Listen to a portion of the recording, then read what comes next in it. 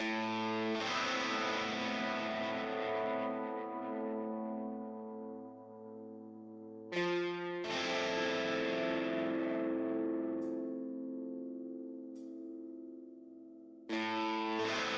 Friday night and the drinks are on my mind.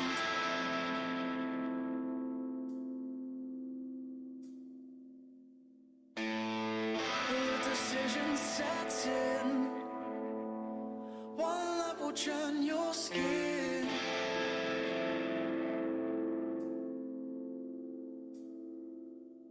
The love is right, let them have their time.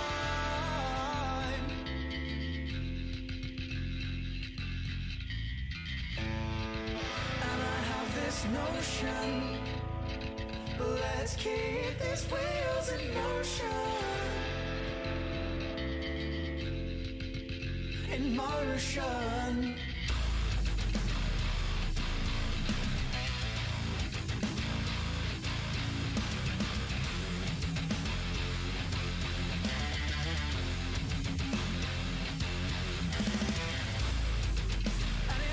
You thought I did not know. Did you think I would let it go? Oh no. And in time, yes, I'll think it's absurd, but until then you'll leave your words. But lay on, lay on. Now it's time to defend your lies, lies you've been feeding me all this time. And will you reoffend? Oh darling, you say that you are innocent, but your ways, they seem irrelevant, but still play on. Now it's time to defend your lies, lies you've been feeding me all this time. And will you reoffend? Oh darling, oh you have reached your lover's end. No more will we make pretend like we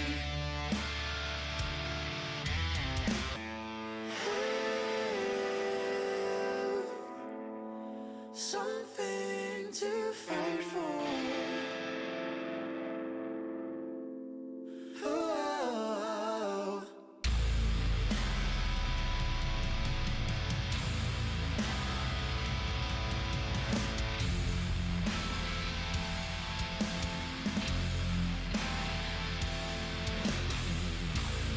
We had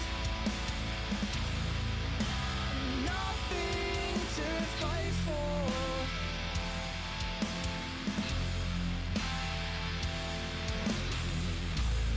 We had nothing to fight for. We had nothing to fight for.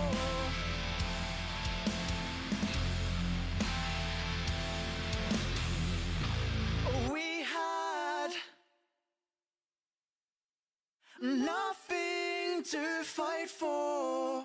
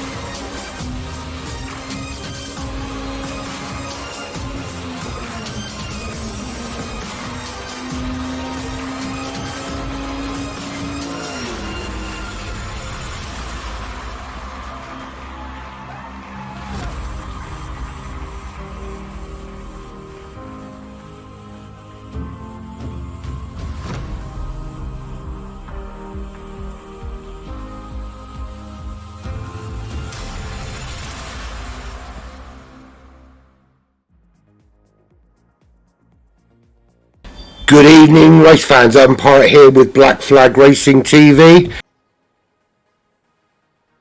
And we are here with GTfusiOn 2023 round number 3 at Le Mans in the Ferrari 458 Italia for the Group C in the Pro Groups here on Sunday evening. They have started a little earlier than planned, supposed to start at 6:15, but we have started for some reason a lot earlier, and they're already into qualifying, so we'll get in there as soon as possible.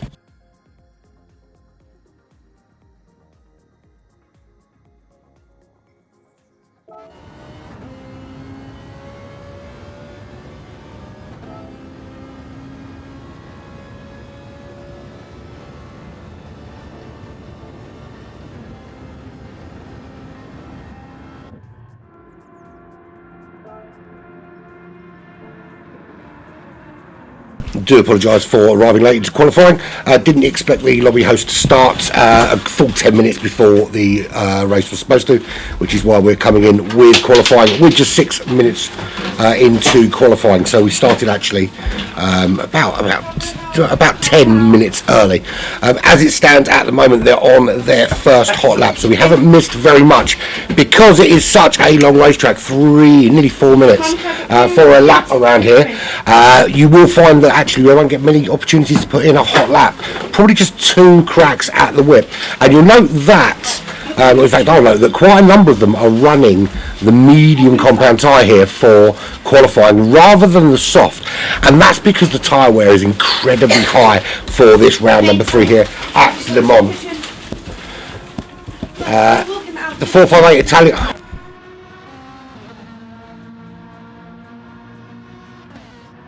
The 458 Italia, very strong car. The settings for today really do push these drivers to the absolute limit. We will go over these settings quite quickly while we're waiting for someone to set a lap. So obviously we've got the qualifying here, which sets the grid for race number 1. Race number one is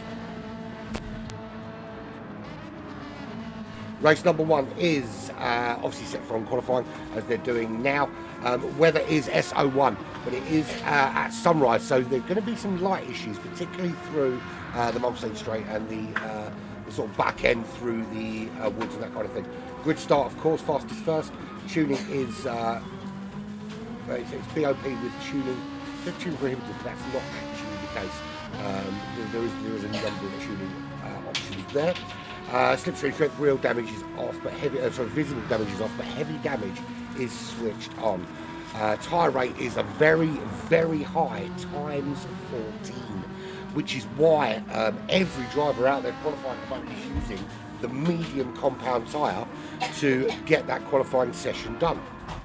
As it stands at the moment, Fusion puts himself on pole position with a 1.1 second gap over anybody else, a 3:49.6. That's a very quick lap here from the outset, and really only an opportunity to set a couple more hot laps for him. The Hungarian driver setting the stall out for the EES Racing team.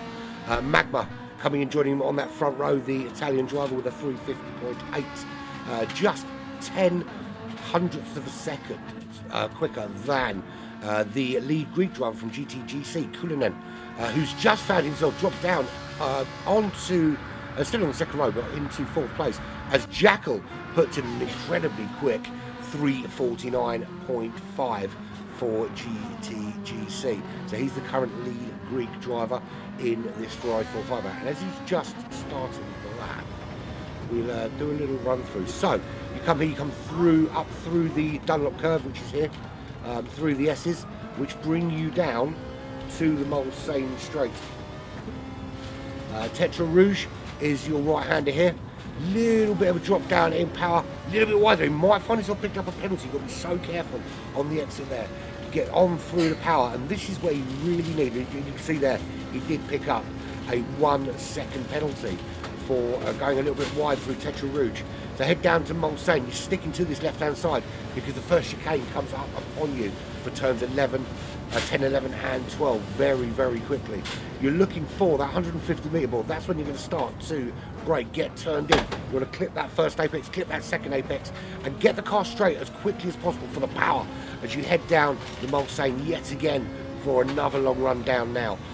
You have a bit of slipstream here, and it really is going to benefit your race. You don't want the car in front of you to pull away that 1 second gap at this stage. You really want to be tucked in behind and use every single bit of toe you can to get your car pulled down this straight into the second of these chicanes. Turn 13, 14, 15. Slightly different. You're a little bit slower through the second chicane rather than the first. The first chicane, you're slower through the first turn, and then sort of speed through the second and third. Other way around here, and you head up the last part of Mulsanne before you get into the Mulsanne curve for turns 16 and 17. Keeping to this left-hand side, you've got a little kink to the right here. You turn in, get the car straight before you brake, and let the car drift nice and wide before you get down to second gear, get it turned in, and use all that road on the exit, heading down towards Indianapolis and the tricky part or second half of the circuit. This really is two kind of racing circuits. You've got the very fast, very straight sort of Mulsanne section, and then you've got from Indianapolis onwards where it's very technical, very tricky, and all about throttle control and brake management. Here we go, get changed down the gears into turn 22, Indianapolis. Indianapolis turns into Arnage as you take this left-hander on the power under the gantry into Arnage, which is turn 22. This is your last real long straight run of the lap. You head through this penalty line. You'll see here just how much time you lose as you go through that penalty line, heading down towards the Porsche curves, which is turns 23, 24, right the way through to 28 to 29. And you can see Jackal here, currently the pole sitter, heading into the Porsche curves. And you want to just let your throttle do the work here and drop down through the gears, and then you're kind of feathering your throttle all the way through. Not really, you're not changing up or down, just letting the car, the steering wheel, the throttle do all the work here. Again, just letting off that throttle as you turn this right-hander. Before you come down, you've got this final left-hander, which is turn 29. Then you've got the blast, which takes you down to the start-finish straight and the Ford chicanes. On the right-hand side, that is your pit entrance, slowing down really, really early if you're going in there, but into the two Ford chicanes. First one you can take relatively quickly. Second one you need a little bit more power, a little bit more finesse to get through, and then you head across the start-finish line, and that is your 3-minute 50 lap around Le Mans.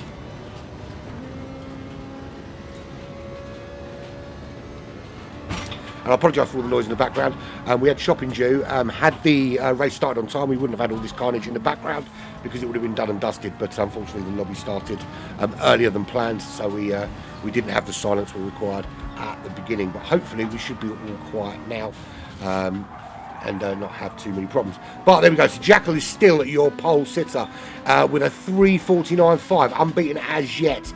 Closest rival is Fusion, joining him on that front row with a 3:49.6 for EES, the Hungarian driver. Zabonieri is the second rated Greek driver. He's in the pits now.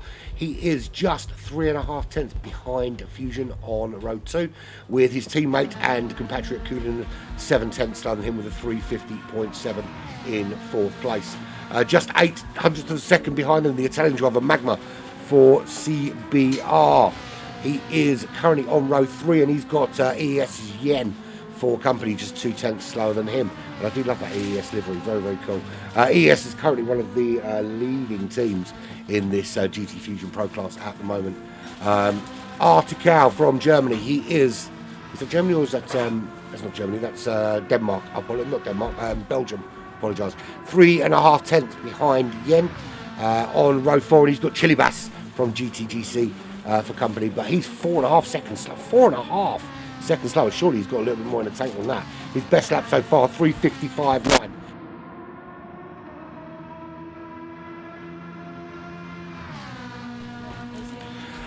So yeah, Chilibas is currently running in 8th position, 13 seconds slower. Pipua really struggling for pace at the moment. 3:51.9 for him, but that looked like to be an outlap. So his fastest lap thus far on the board is over 4 minutes. Carlos still needs to set a time under 4 minutes, as does Mario, and Zig Chow, or Cha has got significant work to do as well. He hasn't set a time as yet. So still a lot of drivers not put a time on the board, and with qualifying having finished, pretty much. That's it, done and dusted. So there's quite a lot of drivers have not set any sort of representative qualifying time, and they're going to start from the back of the grid. It's going to be very difficult for them to set any kind of pace here if they're not setting times under 4 minutes, particularly with those front runners in the 350s, 351s.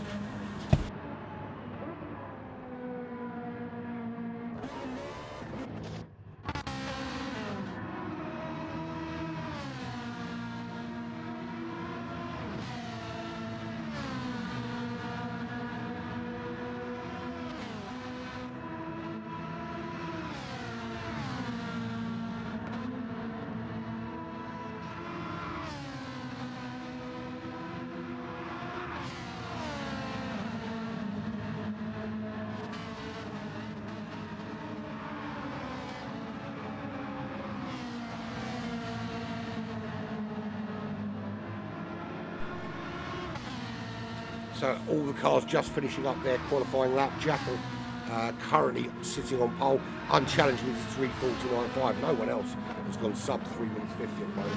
Looking very, very strong at the moment here in Group 3. First race here will be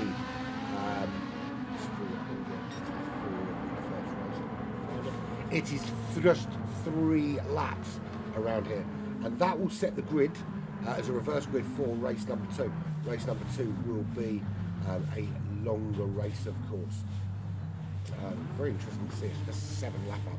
So this first sprint race will set the grid for the 7-lap feature race, and then of course we do it all over again. New lobby, new settings, the whole kit caboodle, and hopefully we'll be running on time at that stage. We won't have this scrambling around with having started too early. Now, here's the kicker: is the race is not actually due to start for another 8 minutes. Do they start this race early, or are they going to actually hang on for the official start time? We'll soon find out. So Jackal leads the way. He will lead from pole. He'll have Fusion for company on that front row.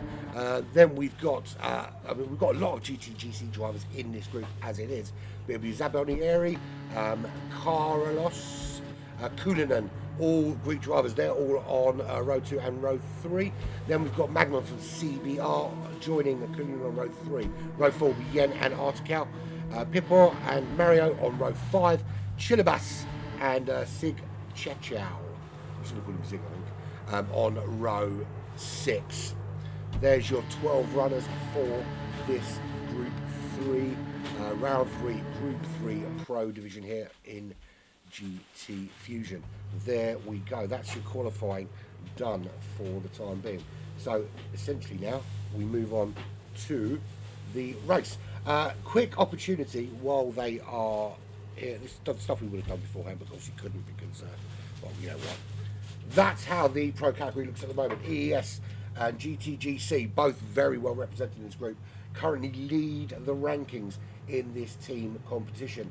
EES ranked number 1 and GTGC ranked number 2. And there's not a lot separating them. 1,172 ELO for EES racing team and 1,018 for GTGC. Now, the top 5 ranked drivers from each team are what counts for the points. Now, it's incredibly quick. I do apologise for all the noise in the background. It's getting absolutely insane in here, and yeah, it shouldn't be that freaking loud. No, you're right. Absolutely, it's super quick, Aaron. Very, very quick. These guys know what they're doing. But yeah, I'm quite surprised actually, because I would say half the field didn't do what I say. They didn't do it. They were nowhere near that 350. You've got the top 6 in the 349, 350s, but then nobody else even close to that. A couple of drivers, I mean, Zig didn't even set a qualifying time.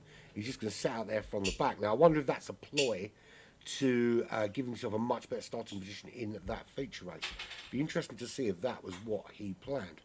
But the race is about to begin, and we can get cracking with race number 1 here in this 4-race championship for GTfusiOn round number 3 here at Le Mans.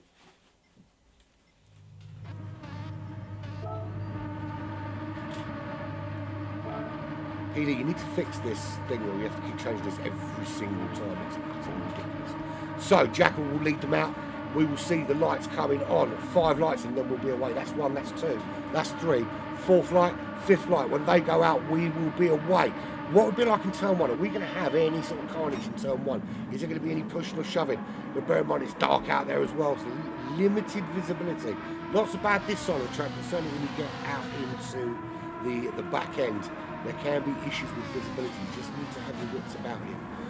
Into turn 1 relatively safely. Doesn't look like anyone's had a significant problem. And yes, we are all through and clear. Jackal is out in the lead with Fusion second. Your qualification will be enough for 7th. But it does show I suppose, the difference between, I know in round 1, the difference between this group and the sort of lower groups in terms of qualifying wasn't that far off. But over the rounds, in round 2, round 3, you've really seen that gap open right out. And now we can see that there is a significant difference in pace between these pro groups and the groups further down the order. But to be fair, qualifying in 7th here isn't necessarily a bad idea, because you know, with a bit of slipstream, you really can make up some room. Jackal at the moment leading the way. He's 7/10 clear of Fusion. He's already pulled out a 2.6 second gap over Magma, who's running in 3rd. So, and he has got a massive train of cars sitting in that slipstream from the 2 drivers, the GC drivers of Carlos and Kulinen. Then we've got Pipois, Artical, Zavonieri all in there, and we can see there already. There's the first car making the move with that slipstream.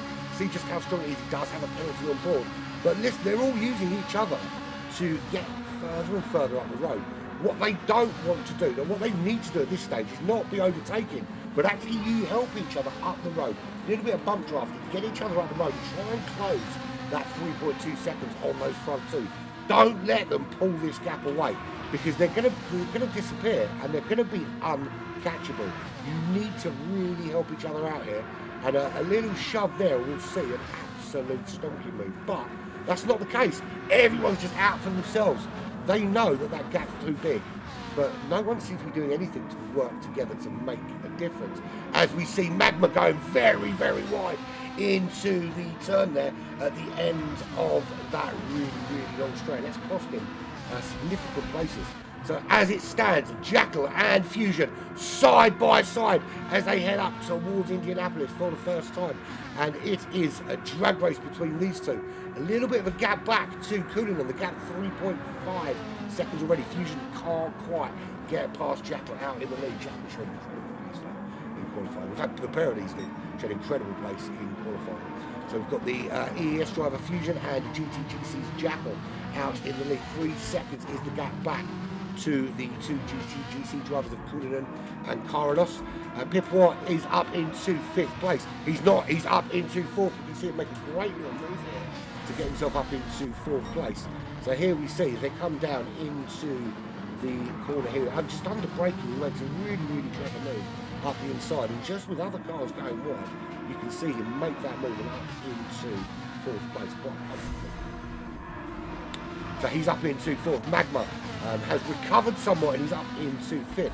Carlos lost a few places. He's down into 7th now, behind Belgian driver Artical. Or Artical? Why do you think that's such stupid names? Zabonieri is in 8th place. He's got Chilibas behind him. Mario tucked in behind him. That's the sort of 3 of the GTGC drivers right on top of each other. And really, really trying to find a way through at the moment. They've got Artical ahead of them. Who's that off the track? That's I think that was actually that was Chilibas. Well, Kulinen was it? Kulinen. So Kulinen already dropping off pace 3.4 seconds. Mario half second back. Then we've got Yen and Zig 11.6 seconds back. I've got to say, what is Zig doing in this group? He is significantly slower than any other car out there. Not quite sure he's in the right division. They should probably be on one of the Saturday amateur groups should be racing at this level. The whole point really isn't supposed to be that they're more evenly spaced at this level. particularly if you've got a driver that is down in Division H that would have qualified 7th. You would have thought there are drivers out there that should be moved up a little bit more. But Jackal has won that battle between himself and Fusion and opened the gap up to 1.2 seconds. It's going to be very difficult now, other than a mistake from Jackal, for Fusion to close that gap, as Jackal just managed to just open up and not giving any drag to the Greek driver to the Hungarian driver behind him. The gap to third place is 4.3 seconds. They haven't really worked well together. This gaggle of cars that was so close on lap 1 really didn't work well together to push up towards the front two. And I think they're just going to find themselves set adrift now, and it's really just going to be about the battle for third. Half a second back to Magma. These two have got their own little battle for third place at the moment. Currently we've got EES, 2 drivers in that top 3. They're clearly winning the battle between the top 2 in the pro divisions at the moment. Then we've got Car is running in 5th. We've got Chilibas running in 6th. Aretical, the Belgian, in 7th place. It's 8/10 back. Nearly getting dropped out of that slipstream range. 4.8 seconds back to Kulinen, and he's got Yen for company, and Yen is right there, right tucked in behind. And there's a massive dive bomb from Zabonieri, who takes out the EES driver, making a dive bomb through to try and take both the Yen and his teammate. I think that's something that's going to need to be looked at by the stewards, and I'm sure stewards inquiry will be put on the back of that. That was absolutely shocking dive from Kulinen to make that really that good. That move just wasn't on, but he tried it anyway, and there'll be a penalty coming his way following that. Zaboniero's got significant damage, front and rear. It's going to take him an awful long time to get that car home. That could. How you doing, Phil? You all right? Good to see you, man. Zig is 10.5 seconds back from Zaboniero, but with that amount of damage, he could possibly find himself, despite the ATR driver being well off the pace here, he could find himself closing that gap because of the significant damage. Although looking at the time, it looks like even with damage, he's not going to be able to close up on Zaboniero. Very slow through there. He's clearly struggling. So Fusion still leads the way. The gap is at 4.8 seconds, and it looks like Jackal's had a problem. Jackal has clearly messed something up, because Fusion has taken the lead of this race. So now we see EES taking the upper hand, dominating this race now. Fusion 4.8 seconds to start the final lap here, lap number 3. Fusion is 4.6 seconds clear of Popcore in 2nd place. The Polish driver just holding off at the moment from the charge of Magma just behind him. Fastest lap, of course, is with Fusion, and he is the leader, 350.7. That's qualifying pace, my friends. Qualifying pace right there. 2.5 seconds back to Jackal, with Chilibas running in 5th, just 2/10 behind Jackal right now.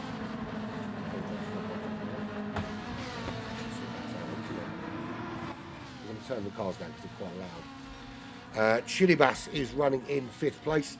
He is right tucked in behind his team now. I don't know what level of team orders these guys are running, whether they are free to race each other. It certainly looked on that one like their intention wasn't to catch the guys in front, but to just full-on race each other. So I don't imagine that at any stage there's any sort of orders to try and improve everybody's lot rather than just their own. You would have thought that, particularly if you've got this many drivers in a lobby, you would find some way to work together to improve the performance of the entire team.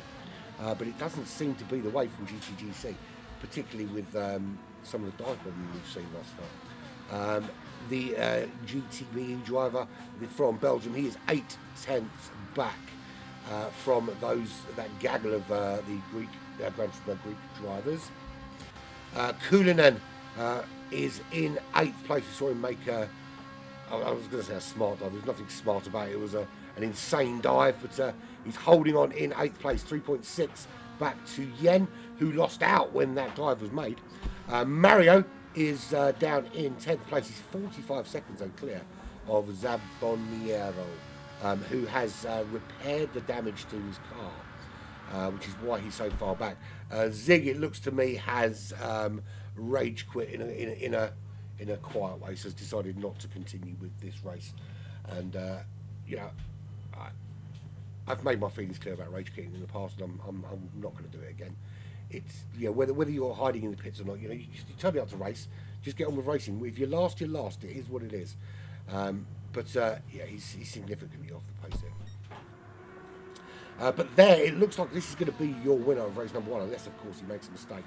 The Hungarian driver Fusion leads the way, 2.8 seconds. The gap has come down a little bit, as we see Magma has got himself ahead of Popwa into second.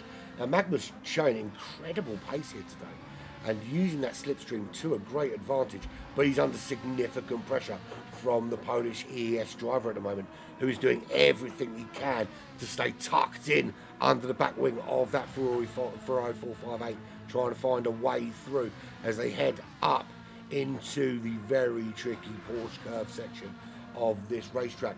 But Magma just holding on, the Italian driver holding the pole at bay, stopping him from getting through, and the closer they get to the end of the lap, the less opportunities there's going to be to make the overtake without some sort of mistake from the driver ahead. There might be a little opportunity into the Porsche chicane if you are very, very, very brave and the gap is left open for you, but it would take an incredibly clever move to do that. So Fusion is going to take the first win here into the Porsche chicanes he goes. He will make, the Ford chicanes he goes, and he'll cross the line and take win number 1, which will obviously start him from the back of the grid. Magma home in second, Popwa home in third. Jackal will come home in fourth with Car behind him. Chilibas comes home in sixth. Kulinen home in seventh. So GTGC dominating the 4th, 5th, 6th and 7th place. Yen home in 8th. Artigal, he will come home in 9th place. 1.3 seconds ahead of Mario, who comes home in 10th. Zaboniera, 40 seconds back. He'll be home soon.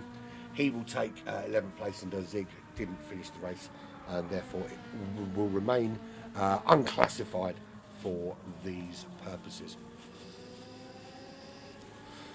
I suppose one good thing, starting really early means we're going to finish a bit earlier. We should only be 8 minutes in to the race at this stage, but we started qualifying crazy early for whatever reason that was. Maybe they forgot they were being broadcast, I don't know. So there we go. Zaboniero crosses the line finally, and that's the race done. Although it's going to take a while to finish because Zig has decided to park his car up in the pits rather than finish this race. So there we go. You can see, well, you can't see, but I can see the extent of the tyre wear. And I tell you what, just 3 laps on those medium tyres absolutely killed them. And now we've got to do 7 laps. So pit window, if anyone goes on the softs, which I can't imagine is a worthwhile thing to do at times 14, surely it's just going to rip the hell out of the tyres very, very quickly. It looks to me that the preferred choice is going to be using mediums and hard. They are the required tyres, hard and medium. So I can't imagine anyone using softs if they have to, or if they'd like to. It just wouldn't make any sense to do so. I suppose you could run one really, really hot lap on the softs. We got the other pizzas in the freezer.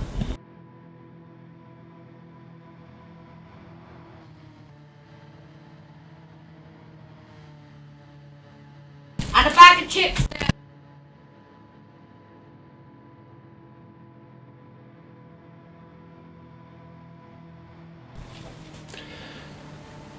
So there we go, race number 1 is done, and yeah, we've seen some significant dominance from Fusion out in the lead and Magma in second. Shame for Jackal, he made a mistake somewhere on lap 2 and it cost him some time, and that just allowed Fusion, Magma and Pipor to get ahead and take those top 3 spots. This obviously sets the grid for the feature race, which comes up straight after this, race number 2, when we'll do it all again, same settings, a little bit later in the day. I think it's going to be late morning, so we have a bit more light. The settings, of course, for tyre and fuel, because fuel comes only times 4, so fuel's not really a factor here at all. But the times 14 on tyres means they're really going to have to think about their strategy. So it's going to be 4 laps on the hards and 3 on the mediums. I think you can't look at anything other than that.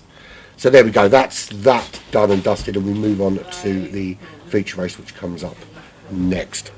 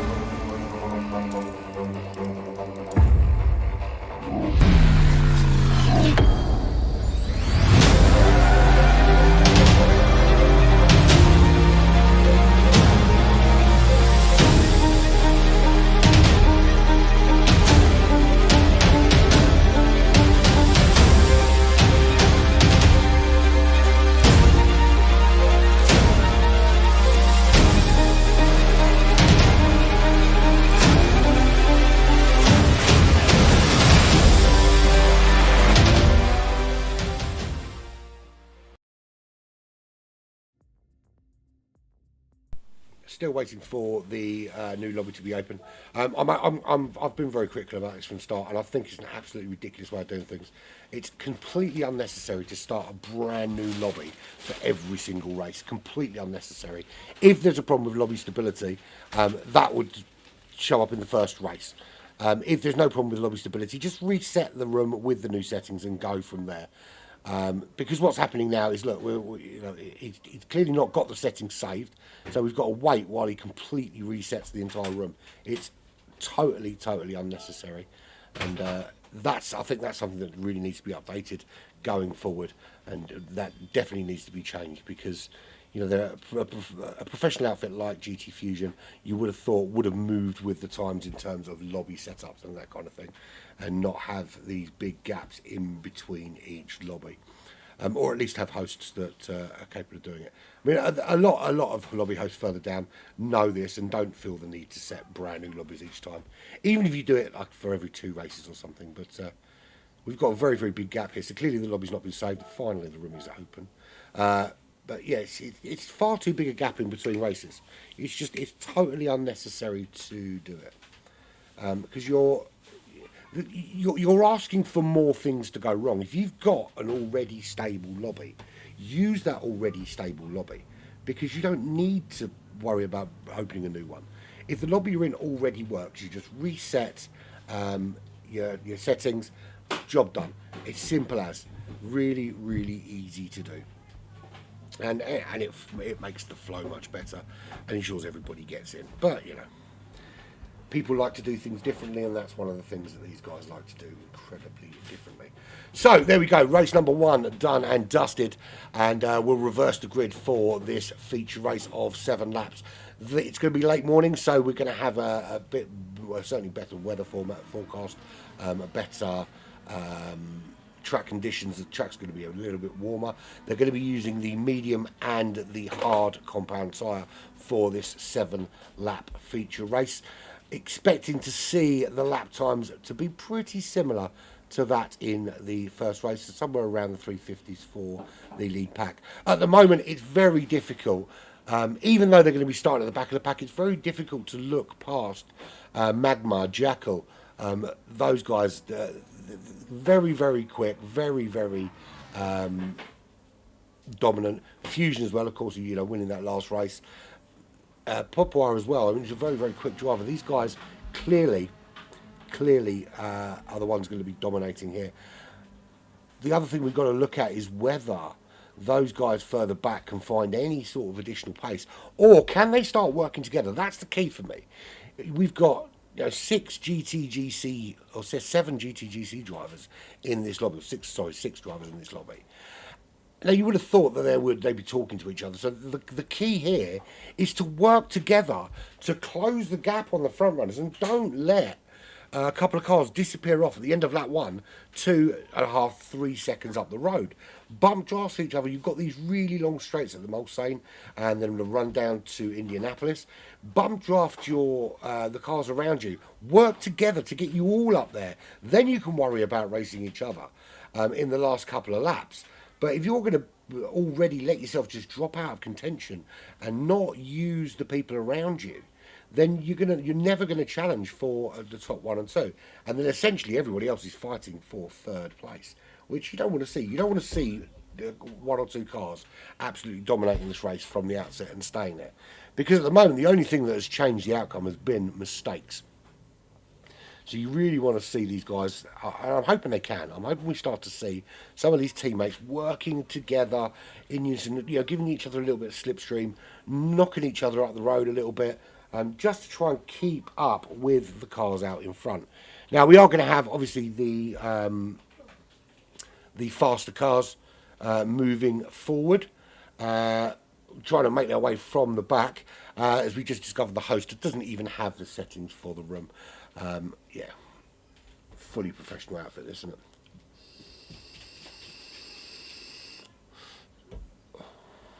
Doesn't have the second page. So it's the. I think it's the second page of the results. I think he needs. Yeah, less said the better, eh?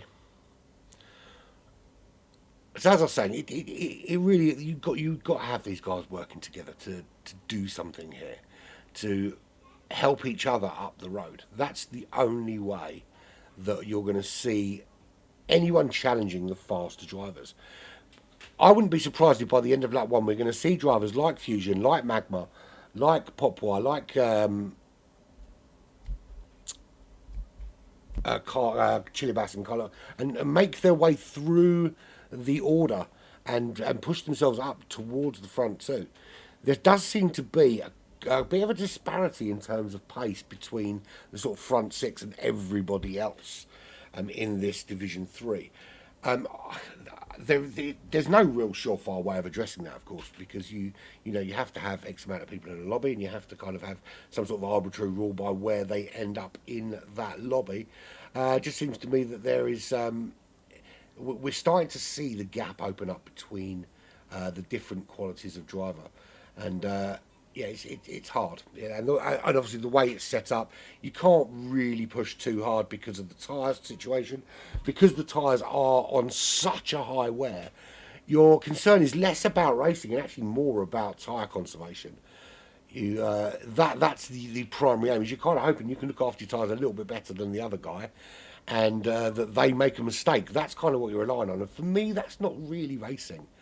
You know, anybody can drive fast around a racetrack. Well, I can't, but most people can drive fast around the racetrack.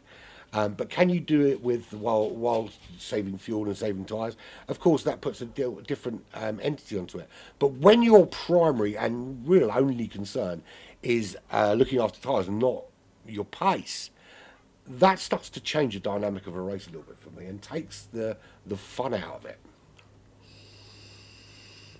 But we will see.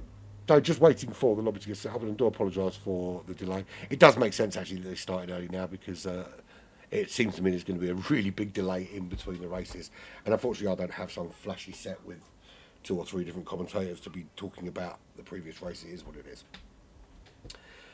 It is what it is. So we're let's have a word from our sponsors while we wait for the lobby to be set up.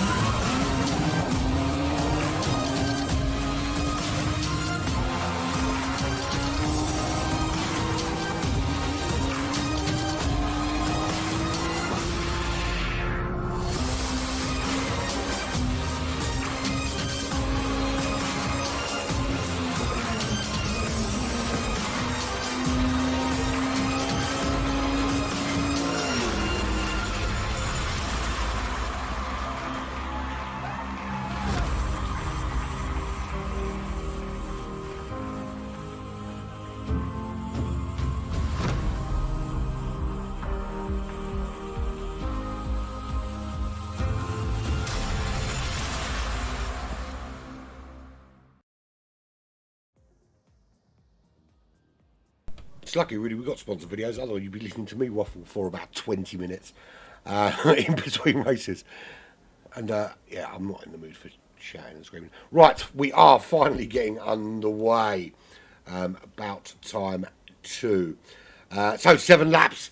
Hard and medium tyres are required. Be interesting to see what strategy people employ, whether they go for the hard compound tyre to start out off with, or whether people decide to start on those medium compounds. Let's leave it all on so we know who is who. So Zabodiera starts from the front of the grid. We're down to just 11 drivers. One has already rage quit. To be fair, he was miles and miles off the pace. No business being in this division. No offence to them, of course. Still quicker than me. Zab Oniero, who was last in that race, he had significant damage he had to repair. How long can he hold out in the lead of this race? How long can he hold off the charge from those faster cars behind? And we're going to be looking at those drivers now, actually, because they're the ones that we expect to see making big moves. And that is Fusion really trying to make some moves already on those drivers ahead. Magma ahead of him, Jackal ahead of him. Already making the move around GTGC Carollos, who is, I love the way he put car in capital letters, so you know what they were doing. And already look at Fusion, great run for Fusion. Is he going to make the move before they even get to Mulsanne? He does. He makes the move around Jackal. Jackal getting bogged down a little bit, trying to get out. Magma ahead with a half-second penalty. Fusion is within that slipstream range. He will be getting some benefit from those cars ahead. As you can see, they're all tucked in a nice little straight line, all trying to benefit from each other. And Jackal losing out another place to get behind his teammate, who is now making that move on Fusion, side by side as they head up to the chicane into the braking zone. So much braver on the brakes was Carlos, and he's ahead of Fusion, gets him under braking into the first chicane. And it looks to me that every car has started, well, for the most part, most cars started on the, we'll have a look actually, so you can see there, hard compound tyres for Zaboniero in the lead. Artica has actually started on the medium tyres, as has Mario with a half-second penalty. Kulinen, he's on the hard compound tyres, as is everybody else on the racetrack. So in order to make these medium tyres work, we're going to need to see Mario and Artica get ahead of Zaboniero. At the moment, he's holding them off, doing a valiant effort too. And you can see here just how difficult they are finally getting past him. They're in that slipstream now. This is where you've got to make that move. You've got to take that chance. But it looks to me that he's happy just to stay sat in behind. It can't be that he doesn't have the pace, because we saw in race number 1, Zaboniero just didn't have the pace.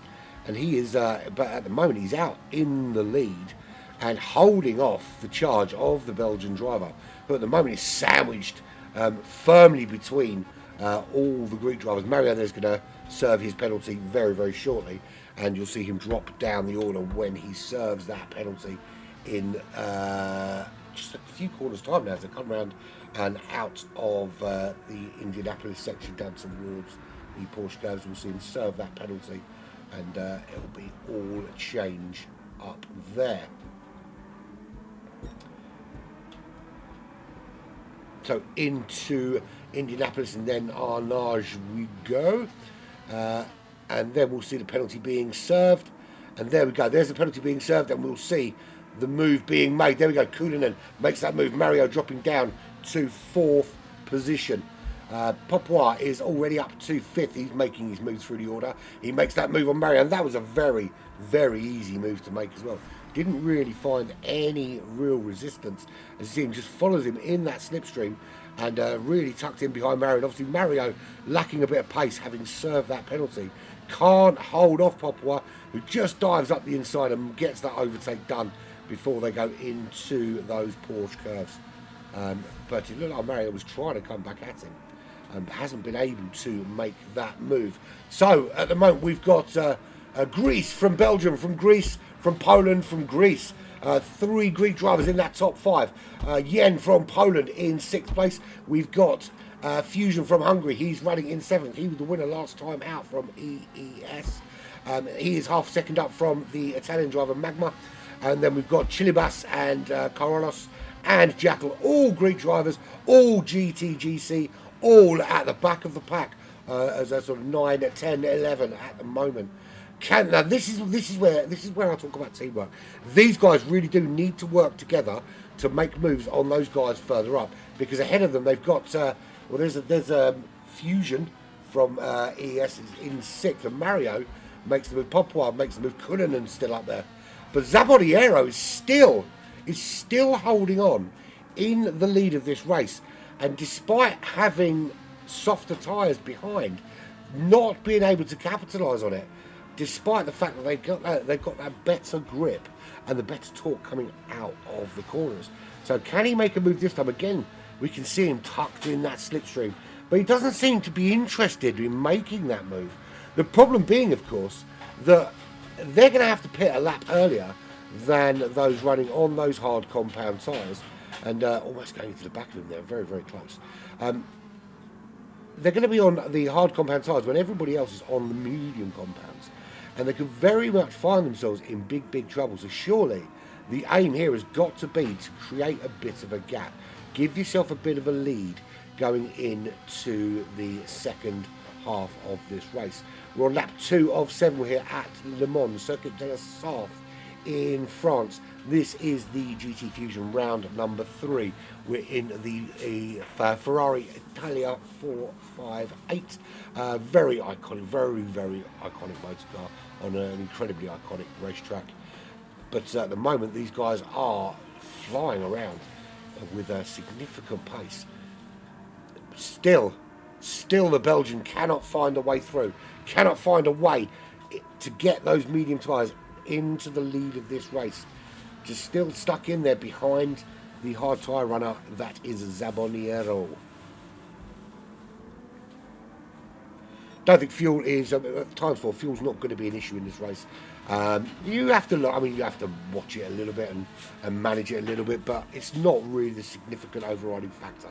Not like it was West at Suzuka, was where fuel really was absolute key. And Spa as well. We don't really have the same problem here at Le Mans. It's the tyres that are the big worry, because already the medium tyres are starting to look pretty ropey. For those that are only a lap and a half in on those tyres as well.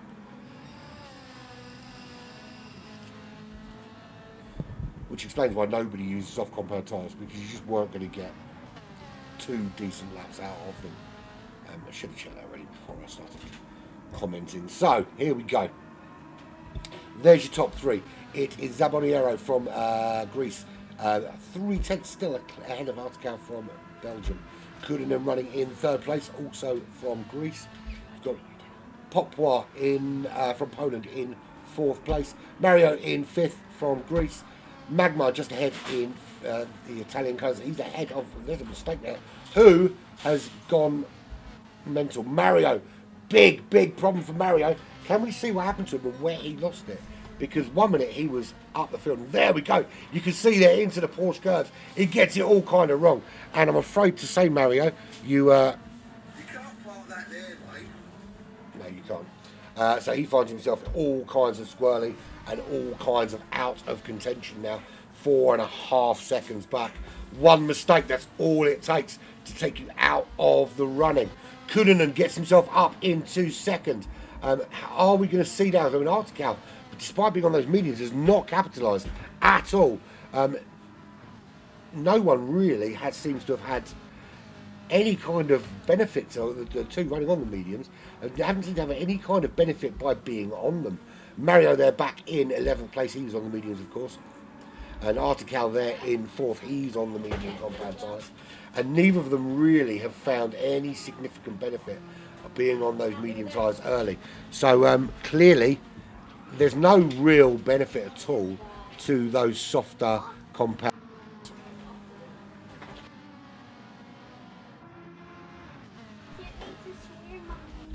Zaboniero leads the way. He does have a 1/2 second penalty. Does that allow Kulinen to move up into 1st place?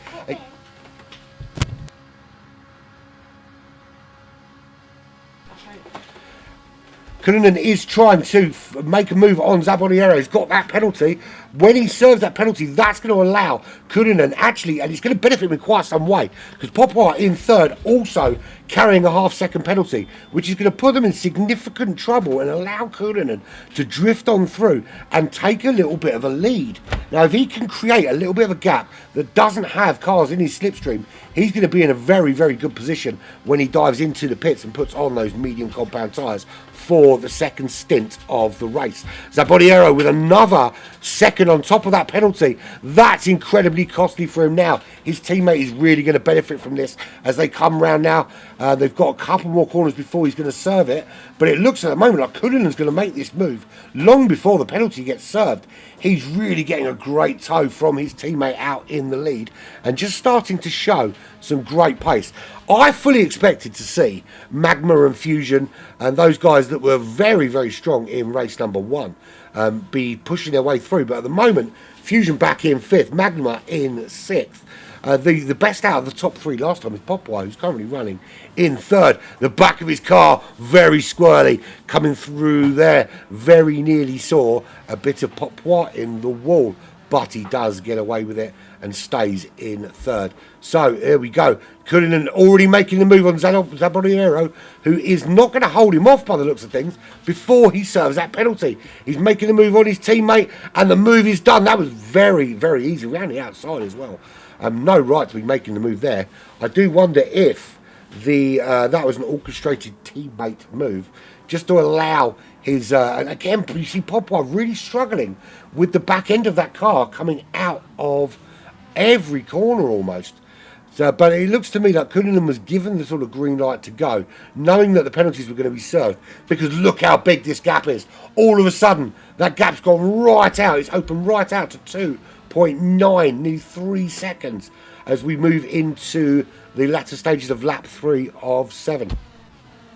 Popoir does move up into second ahead of Zaboniero. So, no change in terms of position for the Polish driver, but he does swap the two Greeks around, so Zaboniero and Kulinen swapping places essentially from earlier on in the race. Artikau in the GTB, the only GTB car on the track today, running 2.2 seconds back in 4th, and here you can see the massive train of cars behind him. He's got Fusion, Magma crawling all over the back there. Are they about to make a move? Is this where we see Fusion pull out? He did certainly look at it, but Artikau pulling into the pits because of course he's on those medium compound tyres. We're also going to see, I would imagine, Mario jumping into the pits at the end of this lap as well. So, one more lap for the hard tyre runners. They're going to run to the... well, I wonder if maybe, looking at the pace on the hard tyres, 355's not too shabby in all fairness, and I don't think it's necessarily a bad idea to maybe do an extra lap on those hard compound tyres rather than struggle away on the mediums towards the end. Good evening, Jay. How the bloody hell are you? So Kulinen benefits from his teammates and Popoir picking up penalties to not only take the lead of this race but open up the gap to 2.9 seconds as we move into a very firmly open pit window. Now I wonder if they are going to run 5 laps on these hard compound tyres, or if anyone's brave enough to run 5 laps on the hard compound tyres. It could potentially be a viable strategy.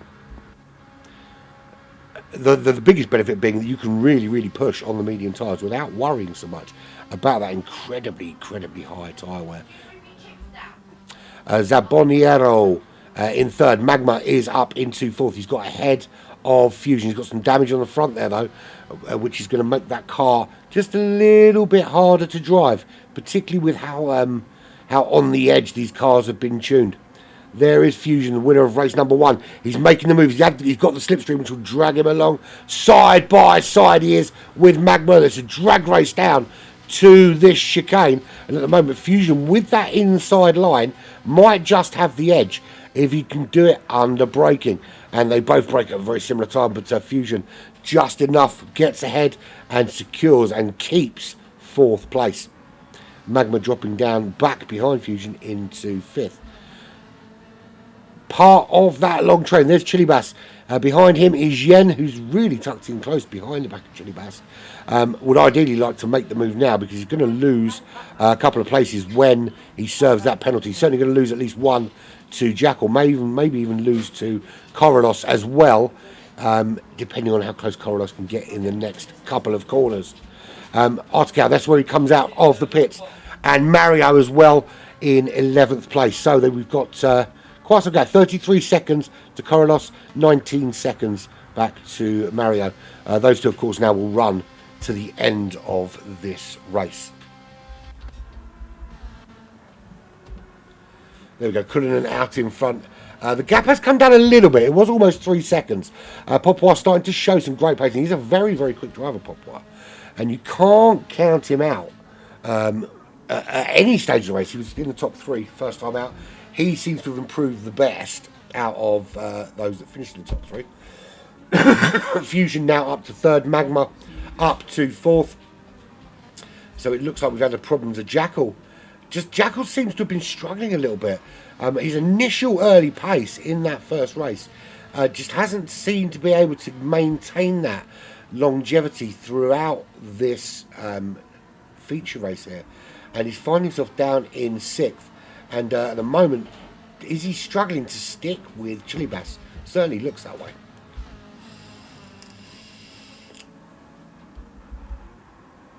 So who will jump in the pits? Will we see anyone brave enough to stay out? Or is it just going to be everyone into the pits? Kulinen is coming in. Popoir following him in. Fusion, Magma, Chilibas all racing at the moment. Currently running 3rd. Into the pits they all go. So what we're looking at really is where Artikau and Mario fit in. Where do they pop back out? Everyone else is going in now. Everybody in the pits. So the only cars currently running on the racetrack are Aratikau and Mario, who pit at the end of lap 3 and now running the hard compound tyres. The problem, of course, is they're on the hard compound tyres. Everybody else is going to be running on the mediums to the end. Now, it's interesting that Mario, despite the fact that all of his teammates have opted for a different strategy, he has gone the other way. Now, that could be a deliberate ploy. He would have, I would imagine, they would have trained together for the majority of the week, being that they're teammates. So you would imagine that this is something that is planned potentially. So here we go. There is Artico. Now he doesn't come out in the lead. In fact, Kulinen, Popwa, Chilibas, Yen, all ahead of him. So he's actually lost quite a lot of places, and the cars around him all on medium compound tyres. So it's not worked out at all. In fact, it couldn't have gone worse. Well, I suppose it could. I say it couldn't have gone worse. Yen's just taken 6th place, and Carlos is about to take 7th as well. So it can get worse. He's moving back to his original position when they all pit. He's not even gained that many places at all. In fact, he's lost a number of places. Not very good. That strategy has not worked out well for either. And Mario's still way back in 11th, so definitely not work for him. So Kulinen in the lead. The gap is 6.8 seconds. He is, as we see, Popwa and Chilibas battling it out for second. And there's Popwa making the move up the inside into the chicane. He goes. He gets that move done and makes it stick. He needs to, and he needs to open a gap with that half-second penalty carrying on board. Jackal, can he help his teammates? At the moment, those two Greek drivers sandwiched between Fusion and Popwa, both of the ES racing team. Now, this is not a great position you want to be in. If you're chasing down one of his teammates and the other one's behind you. Now, is he about to make a double move on the two Greek drivers? And Chilibas makes that little move across just to block him off. How legal is that move? I mean, you are allowed to... You're not allowed to weave to stop a player, but that was quite smart, I think. Quite smart move there from Chilibas, just to stop Fusion making that additional overtake.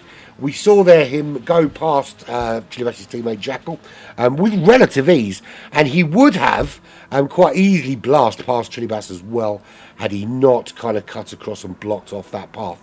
So, yeah, do you know what? I don't see anything wrong with that. That was quite a wily, clever move. It was moving into the braking zone. He was blocking off any way through. Very smart, but he's now under pressure. And this is where we'll see Fusion get that opportunity. Now, the thing is Popwa at the moment can't drop Chilibas away from him. So Chilibas is getting a great little pull along from Popwa, who's running in second. And the last thing that these EES drivers will want to see is when Popwa serves that penalty, that Chilibas gets the opportunity to pull away. Fusion really wants to pick up that mantle in second and at least keep the team in the running for some more juicy points. So into the right-hander they go, and we're going to see at any minute now this second place is going to change hands. Chilibas comes through, Popwa losing that position. It's close because we're watching Fusion get close, but yes, so Chilibas does get through. But Popwa ahead of his teammate, and Jackal now making the move on Fusion. Is it a double overtake? The side by side, but Fusion just holding on round the outside, holds that inside line, does not let him through, wants to go through these Porsche curves, and you don't really want to be going through here side by side, because that's when things go horribly wrong. So Popwa holds on briefly, takes the place back, but him and Chilibas absolutely duking it out here, as Fusion makes the move back on Jackal, and Popwa up into third. That's a great move from him. We can watch this again, actually, because this is a brilliant move from Jackal. So we see here Jackal in fourth. He sees the opportunity. He sees his teammate get a terrible exit, losing the back end, makes that move, then up towards Chilibas and tucks in nicely behind for third position. So really good racing there from Jackal to get himself up into third, really close to the back of Chilibas. At the moment, though, there's your race leader, and he's really benefiting from all of the shenanigans behind. Because despite the fact that he hasn't done super quick laps for the last couple of laps, obviously being in and out laps, But 8 seconds he currently leads, and we are on the penultimate lap of 7. Chili Bass in second, but not having it all his own way, because he has got a whole lot of Fusion in his mirror. He is way in behind. You can see Fusion closing fast. Just look how quickly you can get onto the back of that car in front when you're in, especially within that sort of half second of slipstream. When you're within 1 second, you get a little bit. The closer you get, the bigger the effect. And Chili Bass having a little bit of a movement about, just trying to block him off. Now, there's only a certain amount of movement you're allowed. You can't be weaving and bobbing and bobbing and weaving in front of the driver behind to prevent them. If they're going to go past you, they're going to go past you, and you have to be fair. But Chili Bass at the moment just trying to hold off. He knows he's got Fusion tucked in there. So Fusion comes out, has a little look on the inside. Chili Bass very, very close to him, but Fusion makes it look incredibly easy. And but of course Chili Bass then gets the opportunity with a bit of slipstream of his own, but under braking, Fusion is going to hold on for second place. This is the battle at the moment for second. Kulinen, I think, other than the little crash, is probably going to find himself on the top step of the podium at the end of this 7-lap feature race. So Kulinen leads the way, 7.2 seconds. The gap coming down a little bit, but I think you can afford to just take it a little bit easy and look after those tyres at this stage. You don't want to be doing anything silly. You don't want to be pushing just too hard. You want to make sure you've got that, you've got something left should something go wrong. Have a quick look at the liveries, because the GTGC livery is always very good livery to look at. Loving the combination of the two blues, the Gran Turismo Greek community emblazoned along the side. EES, familiar colours now. You must recognise them by now. Very, very familiar colours. And look at that. That's Chili Bass trying to find a way through, but at that stage it can't do so. Little tap in the back, but he does hold on and hold off the charge. But I mean, look at that. I mean, this is the battle for second currently raging on. Fusion is winning that battle for second, but for how long can he hold on with so many cars vying for that position behind him? It's difficult at the best of times to defend from one driver, but this guy is having to defend from many drivers behind. More GTCC, more EES. There's the CBR offering in the form of Magma's car. Looking pretty decent. Another EES car, we've seen loads of those. And of course, Aritikau in the GTBE board, or Gran Turismo Borderless Esports, essentially. Very, very familiar green and grey livery. And then we've got Mario and Zaboriero, of course, in GTGC, Gran Turismo Greek community. So, final lap of the race. Kulinen leads by 7.2 of your finest British seconds from Fusion of Hungary. I wonder if he is. I know I am. I didn't eat before the race. To be fair, I was going to have a chocolate bar, but just to see me through. But unfortunately, the race was started too early, and I couldn't. Jackal running in third, but it's still anyone's race. Anyone out of Fusion, Jackal, Chili Bass, even maybe back in fifth, Korolos, still could take second place. Popeye was so quick in that first stint, finds himself back in sixth, and I think his problem has been racking up those penalties. He's racked up quite a lot in this race, another 2.5 seconds to boot there. That's going to cost him another place to the onrush in Magma in seventh. And of course, we're going to start to see these medium tyres go off. So this is where we find out if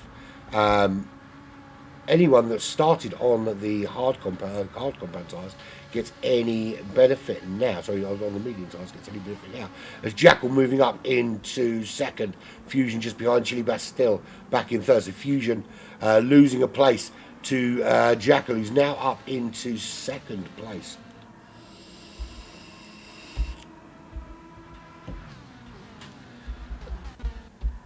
So it was Mario and Zaboriero, Mario and Aratakal, who both started on the medium compound tyres.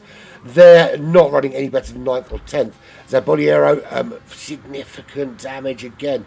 Bear in mind, at one stage he was leading this race and leading this race well. Now finds himself way down the order, and he's got work to do to even catch up at the moment to Aratakal and Mario, who are 2.8 and 15 seconds up the road. Popoir serving that penalty, but he's already dropped down to 8th. His teammate ahead, Yen, he's got a 2-second penalty as well. Once they serve those, they're going to lose out even more.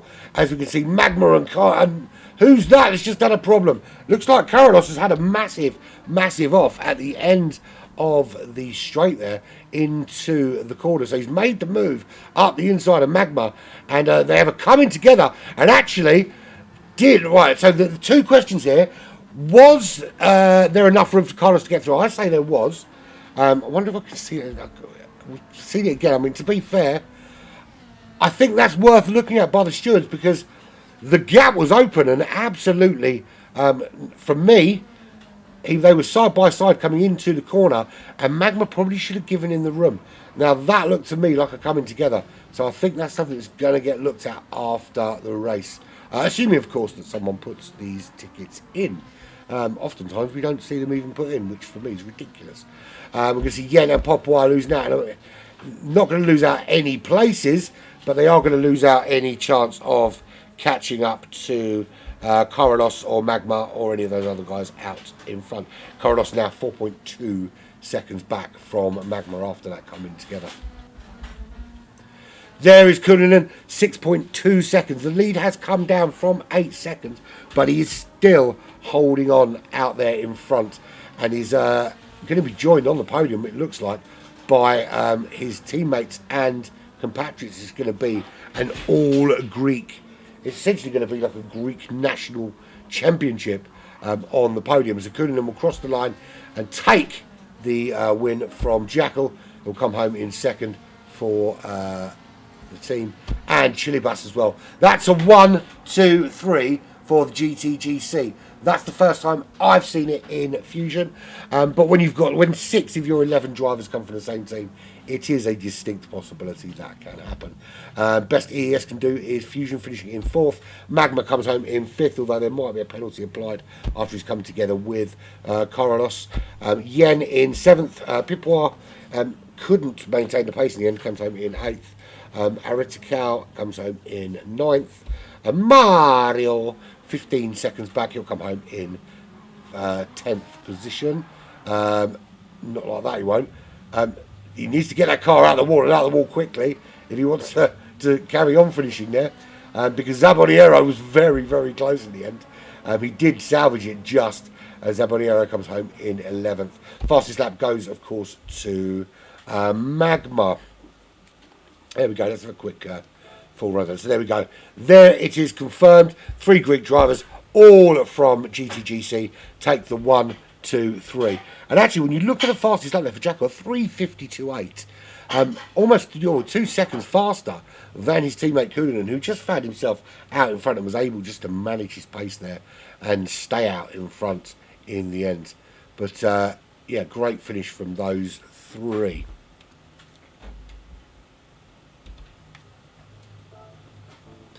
So we are.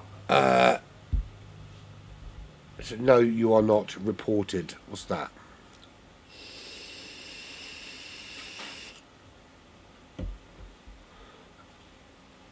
So everyone's going to leave the room, of course, because new lobby needs to be made, and there'll be a short break. Gosh out.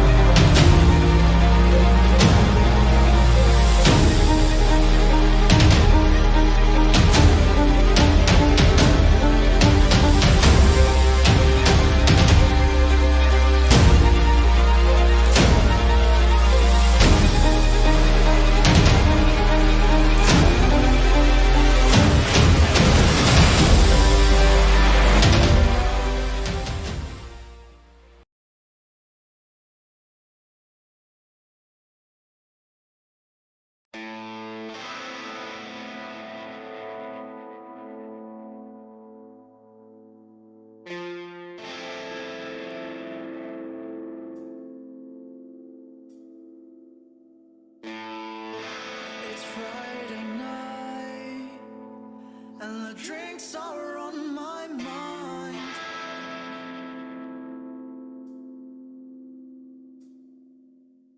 The decision sets in, one that will churn your skin.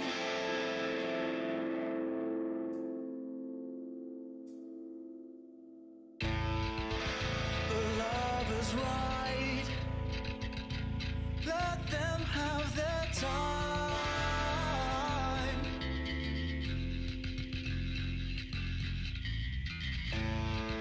And I have this notion, let's keep these wheels in motion. In motion.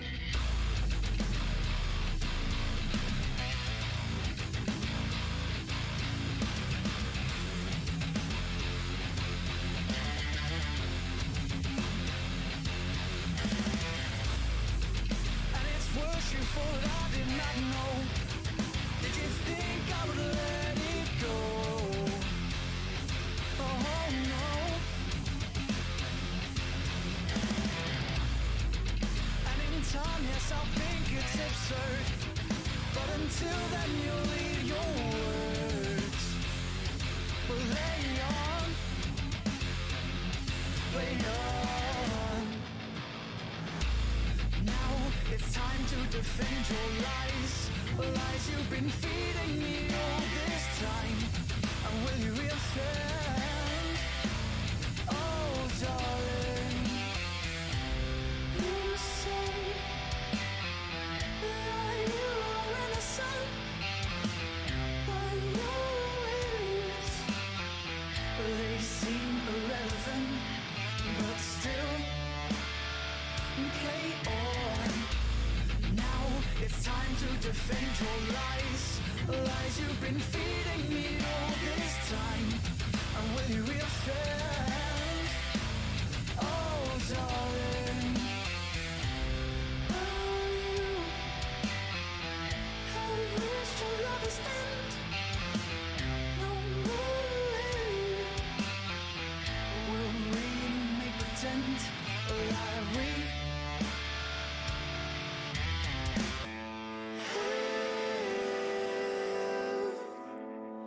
something to fight for. Oh.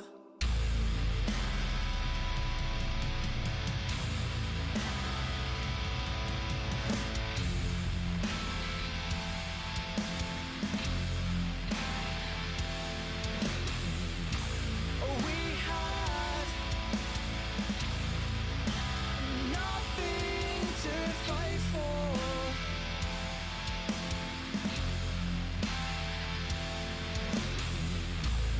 We had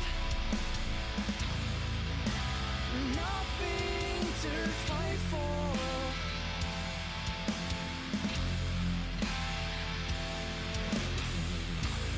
We had nothing to fight for.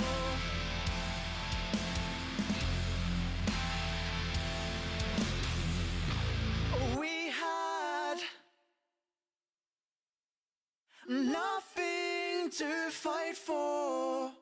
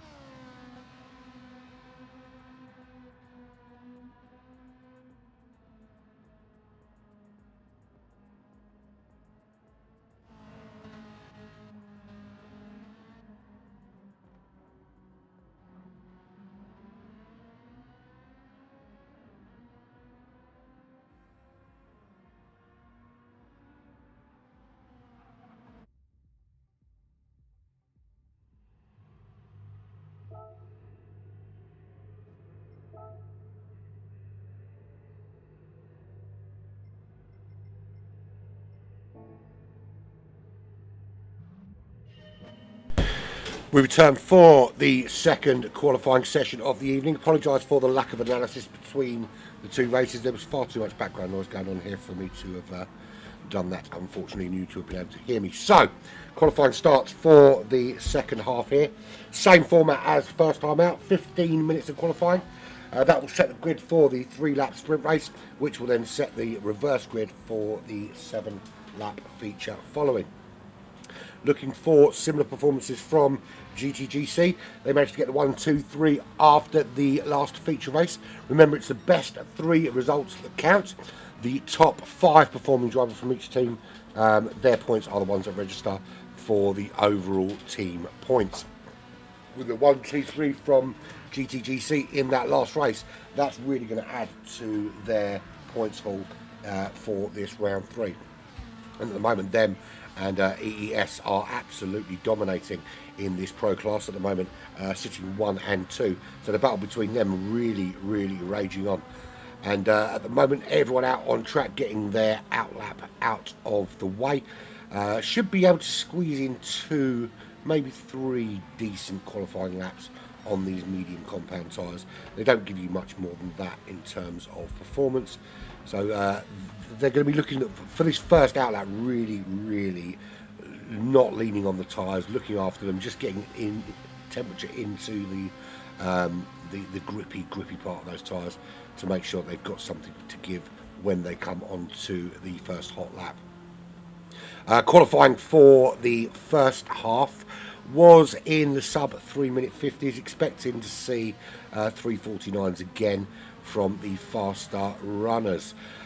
This time we're hoping as well to see some of those that missed out on a decent qualifying position first time out to be able to just improve that time a little bit and maybe give themselves a better track position for the 3-lap sprint race. So Artical is the first out on track, the Belgian driver for Gran Turismo Borderless Esports.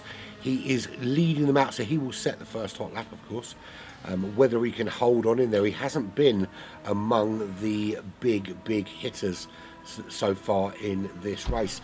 Magma's been up there or thereabouts, although he will be, I think, subject to a penalty for that coming together with one of the GTGC drivers. I can't remember who it was.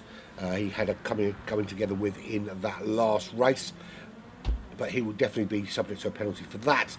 Chili Bash showed some great pace in that last race. Kunanen was winner that time out, despite being 2 seconds slower than one of his teammates who got the fastest lap.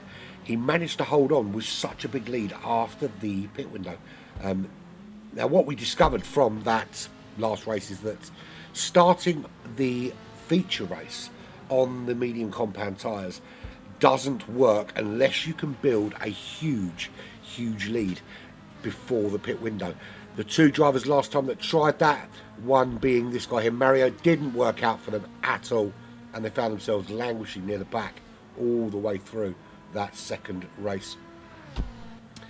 Fusion showed some phenomenal pace, but just got shut out by those 3 Greek drivers in the feature race. He did really well in the first race and really held on with them, but couldn't do so on that 7-lap feature and dropped outside the top 5.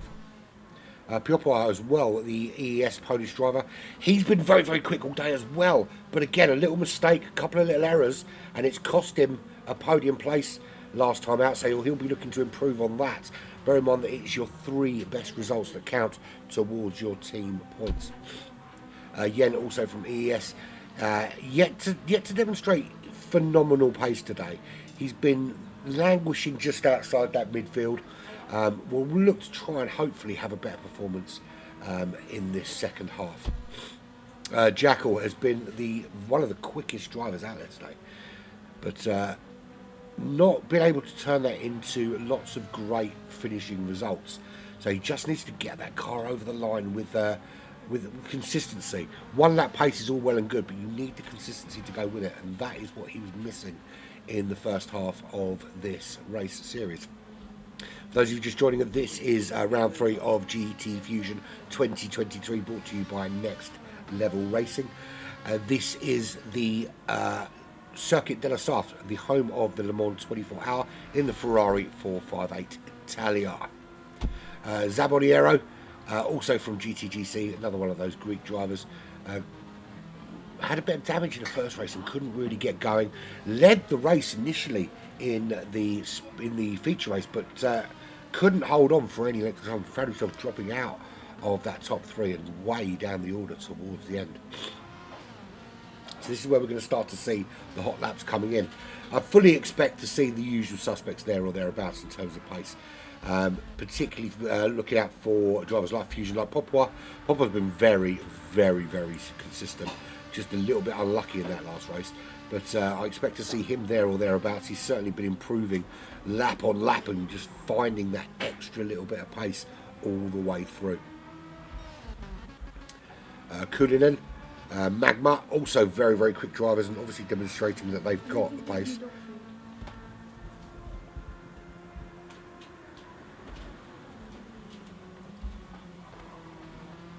So the Belgian driver from Gran Turismo Borderless Esports, he will set the first lap just coming now up towards Indianapolis, which is of course the trickiest part of this circuit.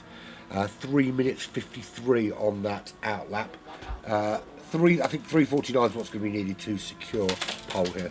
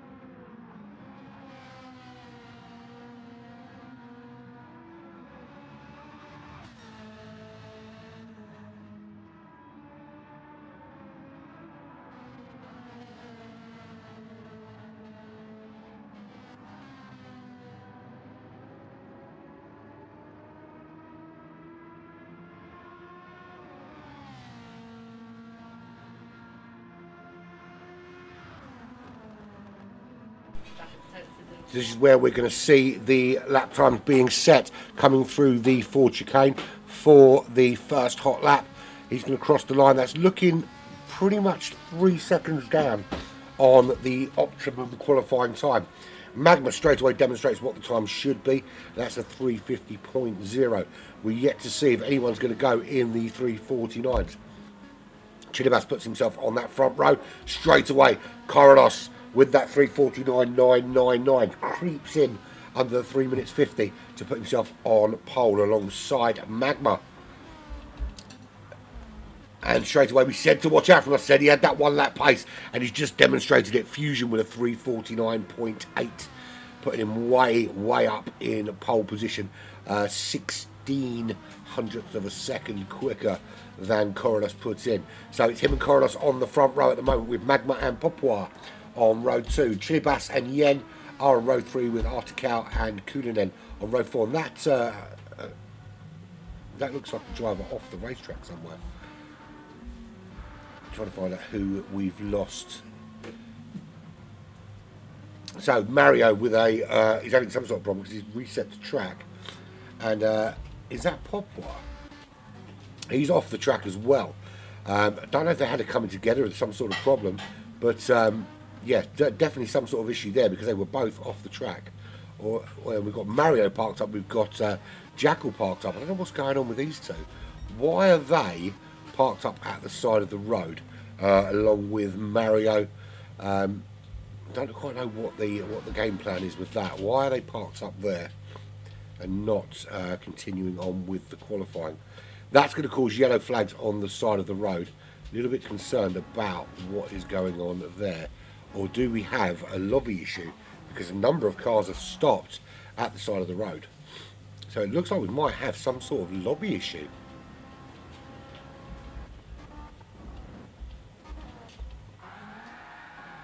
Yeah, I don't know what's going on here. Yeah, it's something very, very strange going on. Opting not to go for another hot lap by the looks of things. So Fusion will be on pole. Jackal will join him on that front row. Corolos will be on row 2 alongside Magma, Popwa, and Chilibas on row 3. Yen with Zabionero on row 4. Artikau on row 5 with Kulinen. Although Kulinen and who else is staying out? Popwa, not Popwa. Magma are still doing a hot lap, but it's all over. There we go, done. They didn't think they'd get it done in time, and clearly they didn't. So there we go. So that is how your qualifying looks from that session. Fusion and Jackal on the front row, with Corolos and Magma on row 2.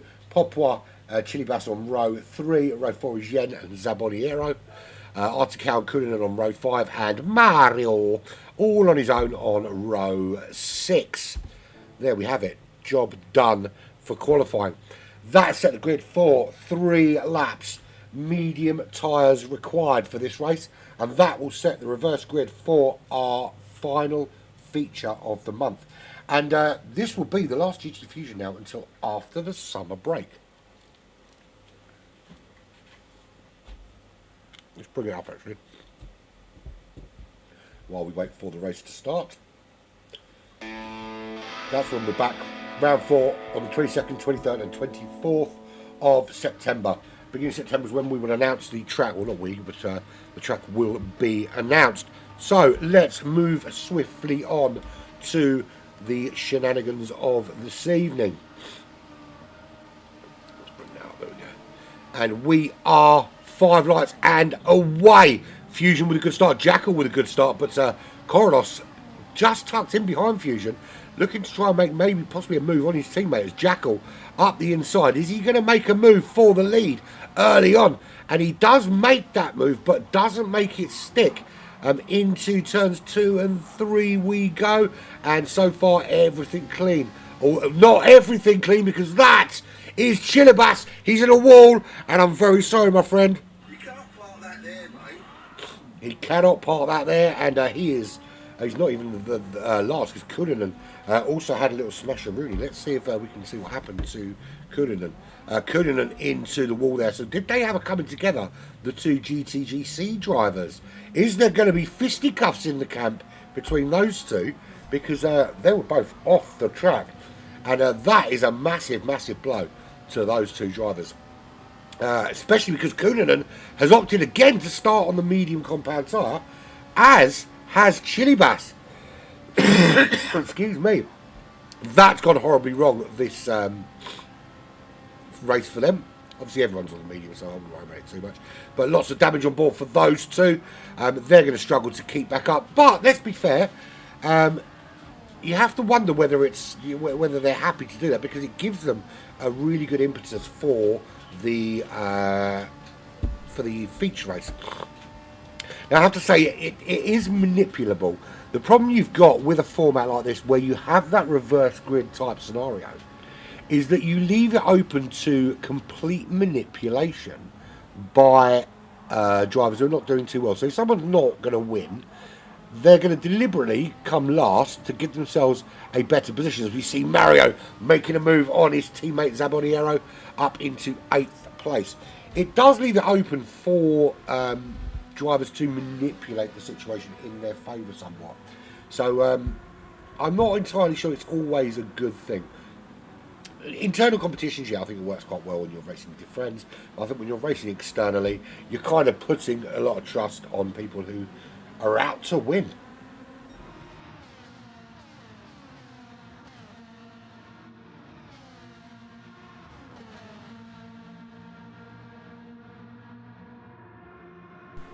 I apologise that I'm eating throughout.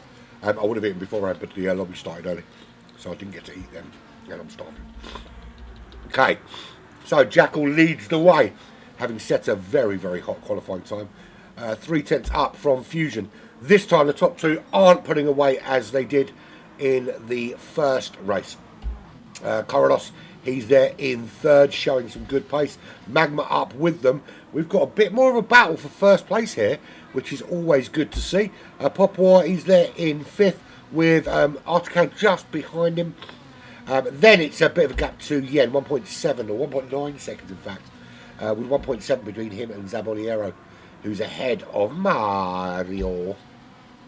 And strange contrast from the last race when we saw 3 of the GTGC drivers in the top 3 positions. We've got 4 in the last 4 positions after that, what looked like coming together between Kunin and Chilibas.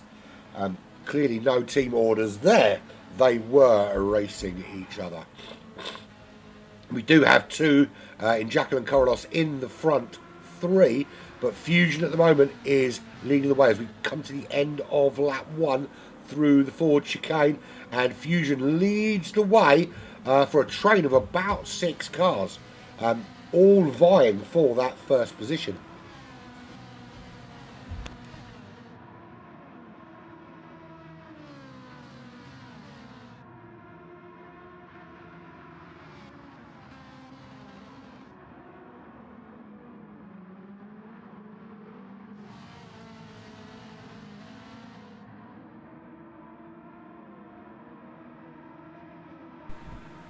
I don't know why I'm bothering to turn the mic off when I'm eating. I'm probably going to get sacked anyway. Anyway, who cares? So half a second is the gap at the moment out in front, and that is your front 6, all quite close to each other. It's only 2.3 seconds separating first and 6th in this race. And to put that into correlation, the next gap back is 2.7 seconds to Yen. So it really is everything to race for these guys at the moment. And it could result in some really, really close racing right to the death, particularly when these tyres go off. And that's Jackal and Fusion. Again, batting it out first and second. Fusion just with the upper hand. He's got the inside line as they go back onto Mulsanne.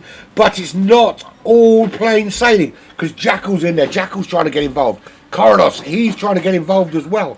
Now we've got Popois. He's up into 4th, but he's got a 3-second penalty to serve. That's going to throw him right out of contention here. It's going to put Magma.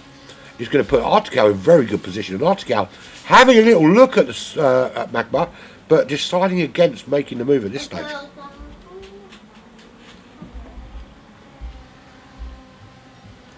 That's a big penalty to be carrying, particularly here. It's absolutely, the penalties on some of these tracks are absolutely brutal.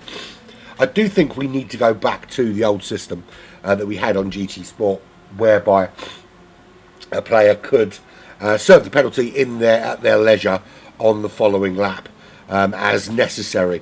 I think that's the better way to do it, and this just feels so excessively punishing, particularly because some of the penalties given out are awful. Fusion also picking up a penalty, so that plays again into the hands of GTGC. Jackal in the lead, Fusion losing a couple of places, his teammate getting ahead.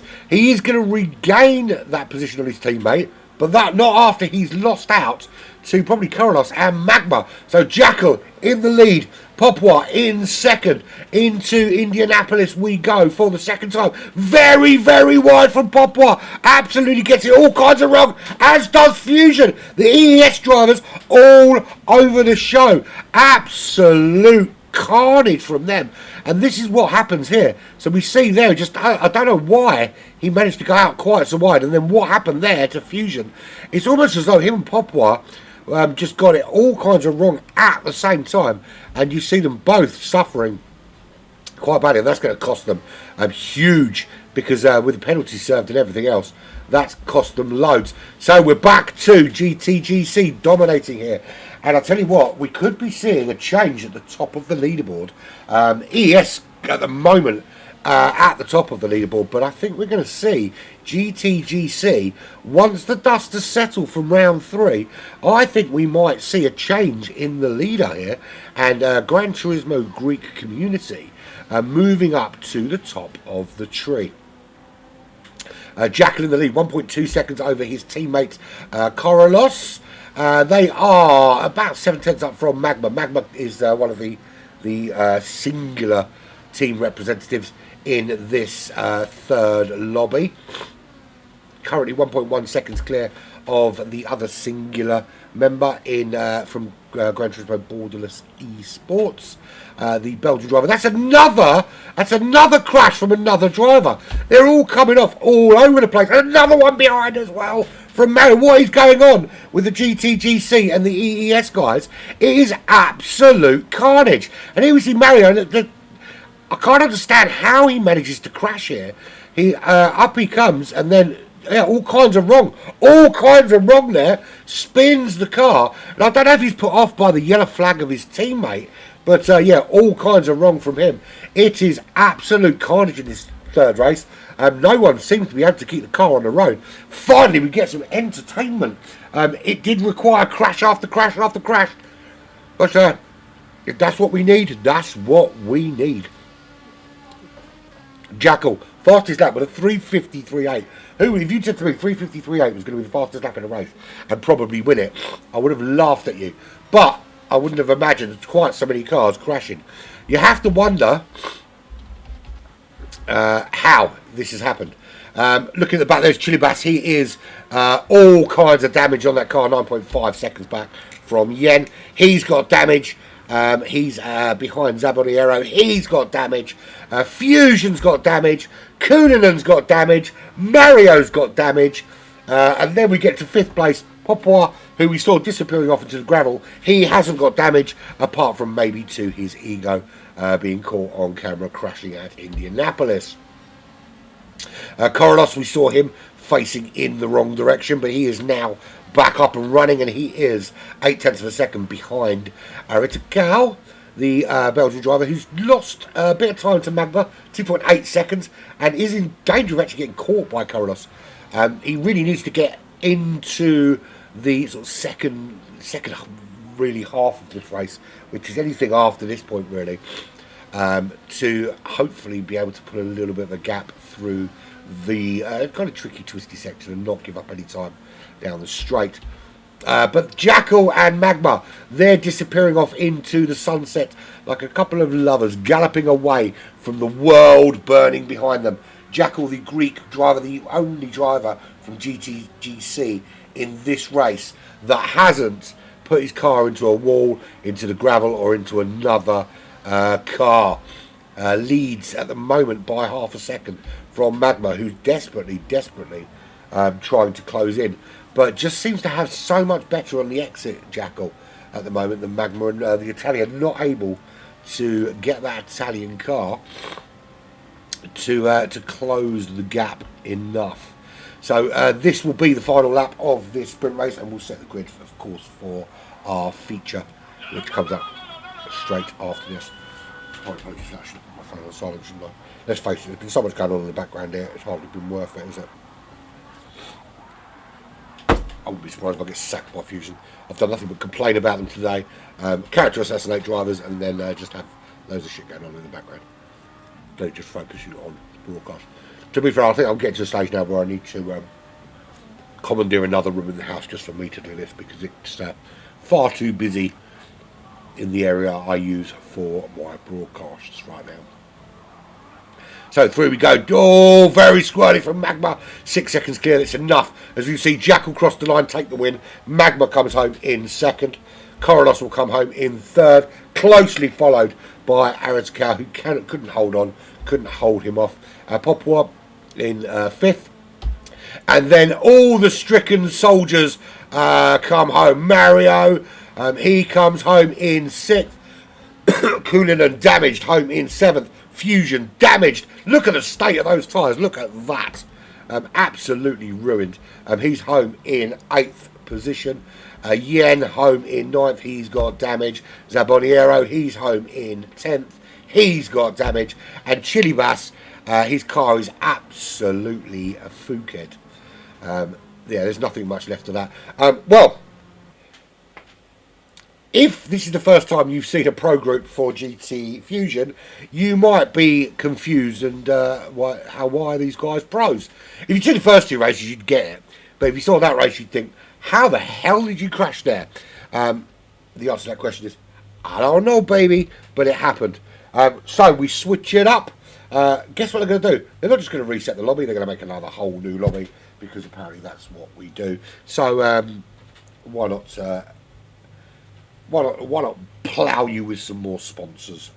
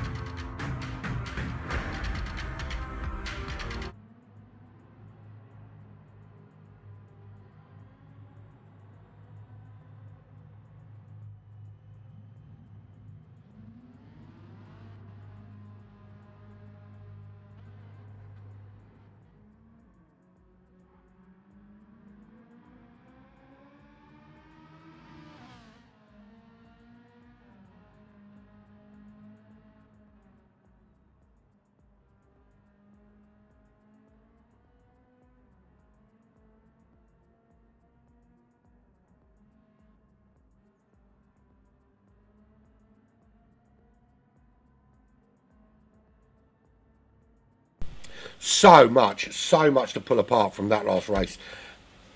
Everyone bar the top five had some sort of upside down episode. In fact, everyone, including people in the top five, I think everyone other than the top three had an upside down episode at some stage.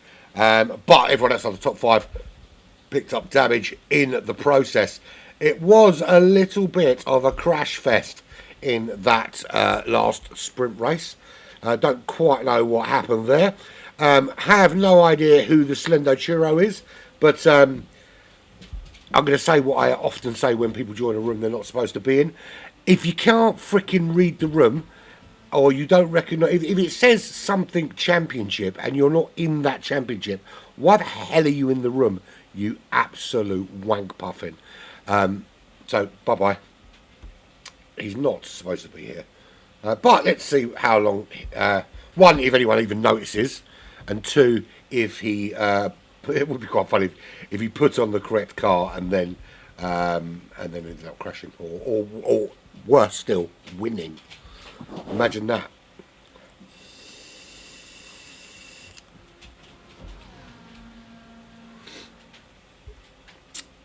So I don't know what we're waiting for now. The grid just needs to be set from the previous race. Let's get that done and get this over and done with, because it's quite. Look, I should fucking I'm gonna say it. If I get sacked, I get sacked. Here's my problem, right? So I look at GT Fusion overall, and it's a very big competition. Lots of people want to get involved in it. The scoring system's a little bit overly complicated, but I kind of understand why they do it. And people want to get involved and want to be involved in this. They've got some decent big money sponsors coming in, and you would have thought that the aim would be to make it more professional. The thing is that the lobby hosting side of things is shocking. To be honest, there doesn't seem to be any kind of, for the most part, I would say half of the hosts I've seen are spot on and got it bang on right. This thing with changing lobbies and all that doesn't make any sense at all for broadcasting purposes. If the whole aim is for the sponsors is to improve their profile, then the broadcasting needs to take a bit of a forefront. And at the moment, it's kind of disjointed. Now, don't get me wrong, there are a couple of absolutely brilliant broadcasters that do GT Fusion. In terms of graphics and setup, I think CGHQ, whatever they're called, are brilliant. Whether you like the French commentary style or whatever is irrelevant. But in terms of the actual setup, it's brilliant. But I just think there needs to be some sort of uniformity across the whole lot, so that all the broadcasts have the same kind of format, the same kind of look, and the same kind, and all the lobbies are running the same way, and it's all run much more like clockwork. At the moment, it feels a bit disjointed, and the setup something just doesn't feel right about it in terms of having it broadcast. It doesn't feel infinitely broadcastable in its current format.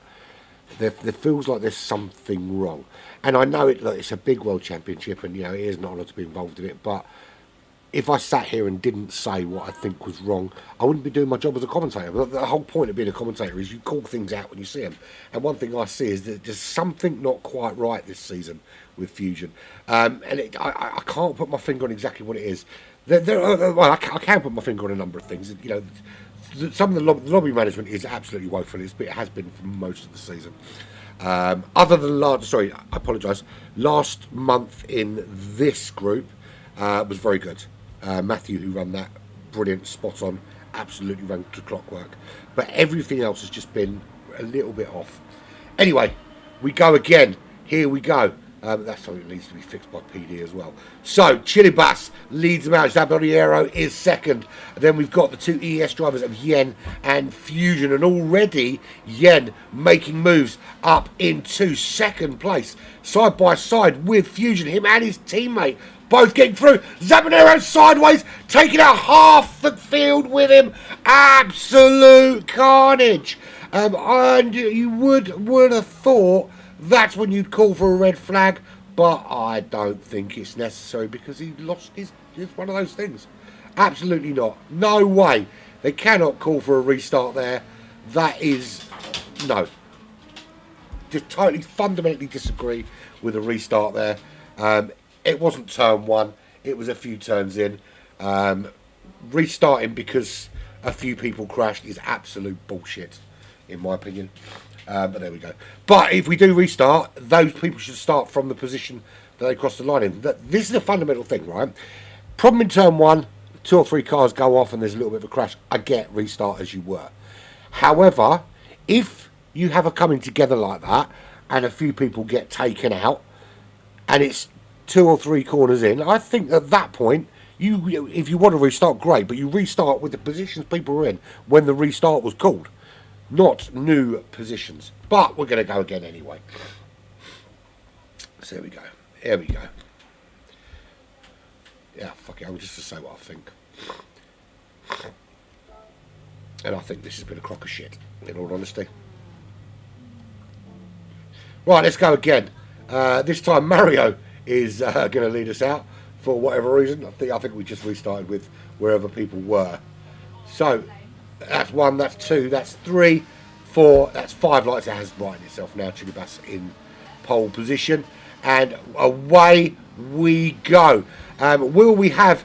It seems to be that the last couple of races have just been a little bit feisty and things not quite going to plan. So at the moment, everything looks pretty good.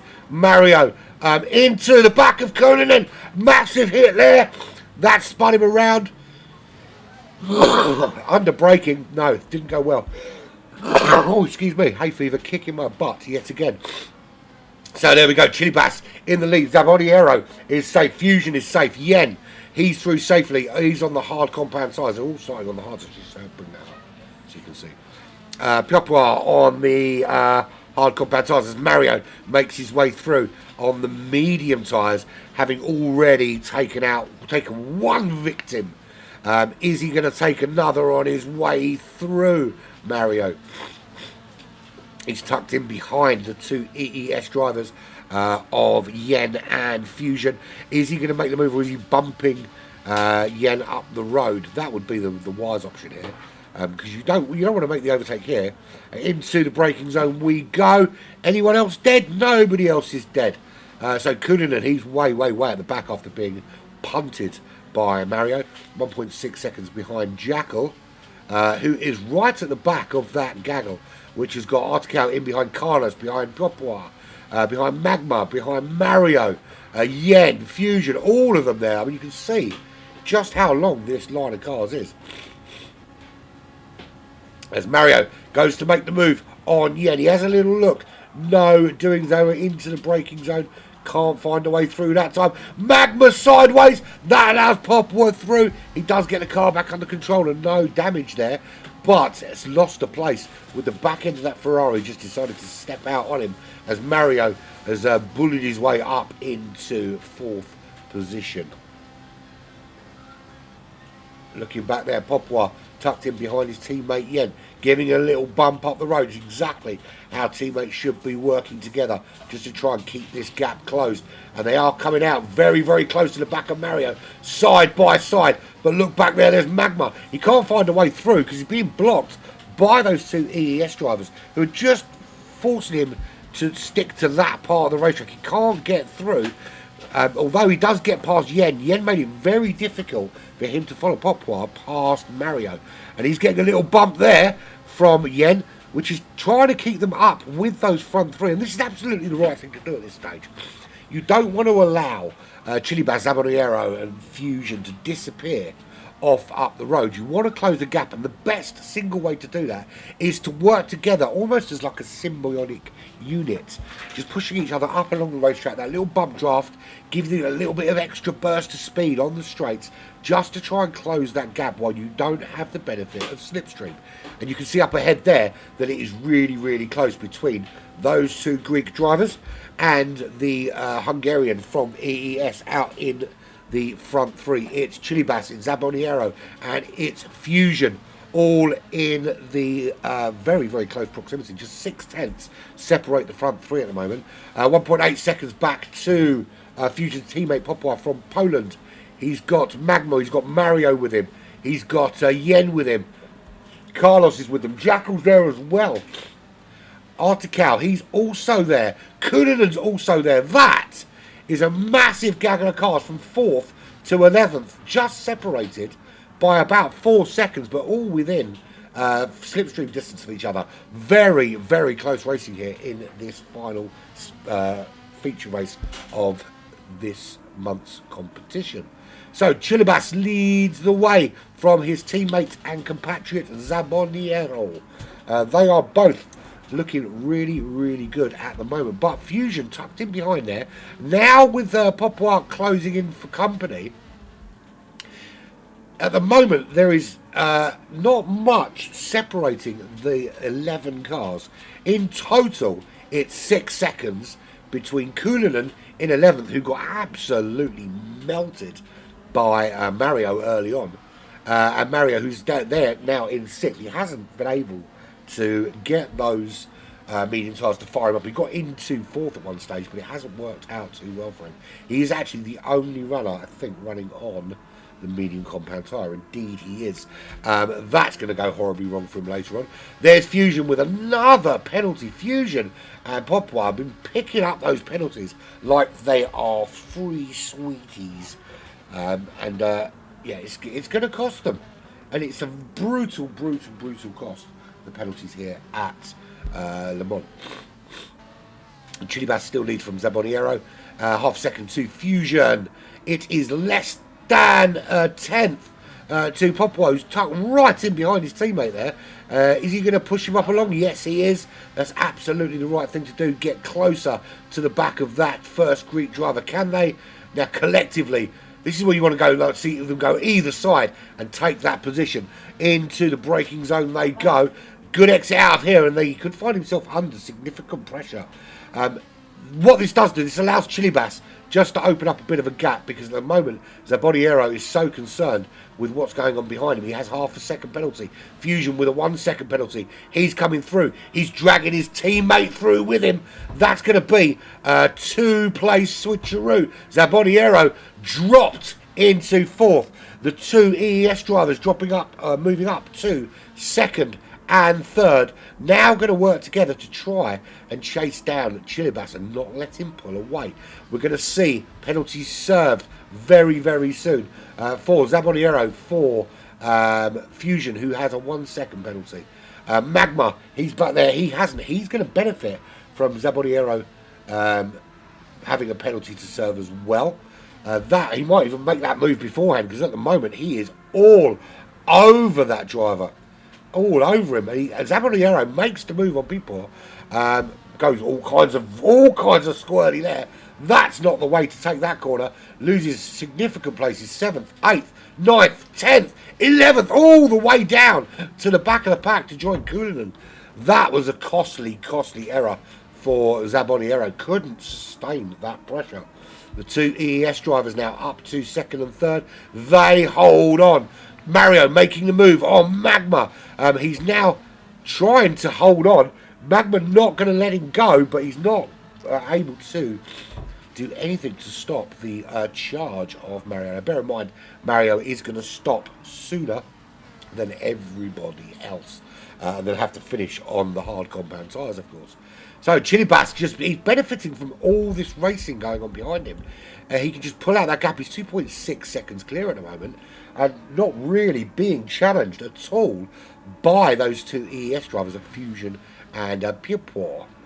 They are working together absolutely brilliantly to push themselves up the field. And this is exactly what I was talking about early on. We didn't see it from anybody else, but this team are working really, really cleverly together to help each other get closer to their target, and it's worked so far. It's got them up into 2nd and 3rd. They need to do it again, though, if they want to close that gap on Chilibas.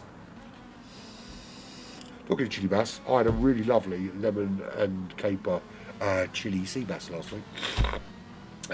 Made it myself. Very, very nice. I digress. So Mario, who bullied his way up to 4th at the expense of one of the Greek drivers, he's into 4th place. He's got Magma just behind him, 0.3 of a second. He's got Carlos in 6th place, just 0.6 back.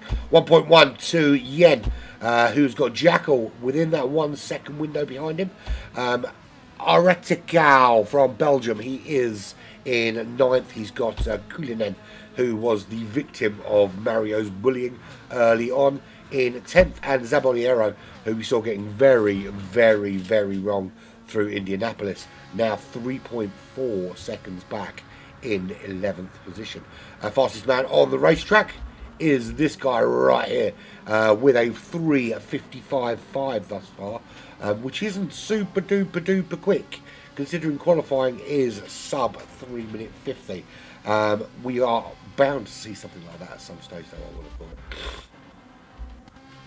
So there is Chili Bass leading the way, still 2.6 seconds clear. Fusion and People are working together, but at the moment they can't seem to make a big enough dent in that 2.8 seconds.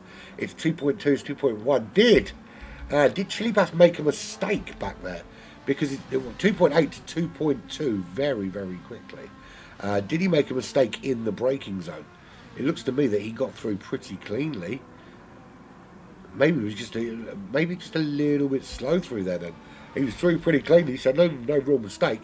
So maybe these guys are just putting the pressure on. 2.2 seconds is the current gap, lap 3 of 7. We will see Mario at the end of this lap. He'll be into the pits. And where is Mario? There he is in 6th place. He's got a penalty to serve, as has Yen. He's going to drop down. Yen's going to drop down. Jackal is going to gain a couple of places here. Just by virtue of being in the right place at the right time. And no one close, really, to Jackal at the moment. Jackal has got a bit of a gap over his teammate Cullinan, 3.2 seconds. Artikal is right in there behind Cullinan, who also has a penalty. So Artikal's going to make this move, Artikal. He's right there. So we'll see the penalty being served in a moment. And then we'll see him gain that position. Need a good exit here just to make sure. And he will see the penalty served down. Does he gain 2 here? Because Kuninen's going to serve that penalty. That's 1 position gain from him. He's going to get that without any danger at all. He's got a good run on Yen. But I don't think he's going to get there before they get into the Porsche curve. And then you have to start really thinking about how you feather your line through there. And sort of pick your way through and feather that throttle just to try and maintain the pace, but also not put your car into a wall or into the gravel and disappear off into oblivion. So after that initial carnage, it's cleared itself up a little bit. Do I disagree with the restart? Yes, I do. And I think I made that pretty clear. Racing's racing. Nobody's died. I think just get on with it. It wasn't turn 1. If it was turn 1, maybe. But certainly not. Certainly shouldn't have started in the order they started in previously. Fundamentally disagree with that. It should be in the order at which the race was red flagged. I suppose how do you police that? You'd have to. I suppose you could look back to the broadcast and police it, but then that's a pain in the arse. So Chili Bass leads the way. The gap down to 1 second though. Fusion and Pure are on it like a car bonnet. Pierre has put in the fastest lap of the race with a 3:54.1. His teammate with a 3:54.2. So the pair of them working together have taken big chunks out of Chili Bass, who's done no better than the 3:55.5. And I think they're going to find that they are getting very close to them here now, as we see Pierre jumped in behind his teammate. Fusion tucked in behind Chili Bass. We'll see a little, if he gets there, of course, we'll see Pierre give him a little nudge, which will just close that gap more on Chili Bass. This will probably happen after the braking zone here. Maybe give him a little nudge there. There we go. Little nudge there. Into the braking zone we'll go. But look how close they're getting already. That's it, into the braking zone through. And we'll see if they get a good exit here. Chili Bass could get swatted up by the Hungarian and the Polish driver very, very quickly. What can he do? There's absolutely nothing he can do at this stage. You're kind of stuck. You can bob and weave as much as you like, but the cars behind are coming, and they're coming fast. Why are you coming fast? Because I can. 4.5 seconds back to Korodos. He's not getting involved in this front 3. This battle is raging on just between these guys, and I'm actually surprised they haven't yet caught Chili Bass out in the lead. Again, as they get into the chicanes, they're a lot closer and very, very squirrely coming through there, but does hold on. And he's putting in faster purple sectors every single corner. The run down to Indianapolis is really going to be the last opportunity before... I think it will be the last opportunity until after that. You've got that little run down to the Porsche curves, of course, but it's not really long enough for that purpose. Fusion gets a little bit squirrely, and Chili Bass just able to hold on at the moment. Don't know how he's holding on, but he is. As Fusion picks up a penalty, so that is going to drop him back behind Pierpont, who actually could benefit being behind his teammate and using that pace to keep him going quickly. Gives Fusion a little nudge. They are closing on Chili Bash yet again. The gap down to half a second, 0.3 of a second. But again, Chili Bash saved by a braking zone. Into Indianapolis they go.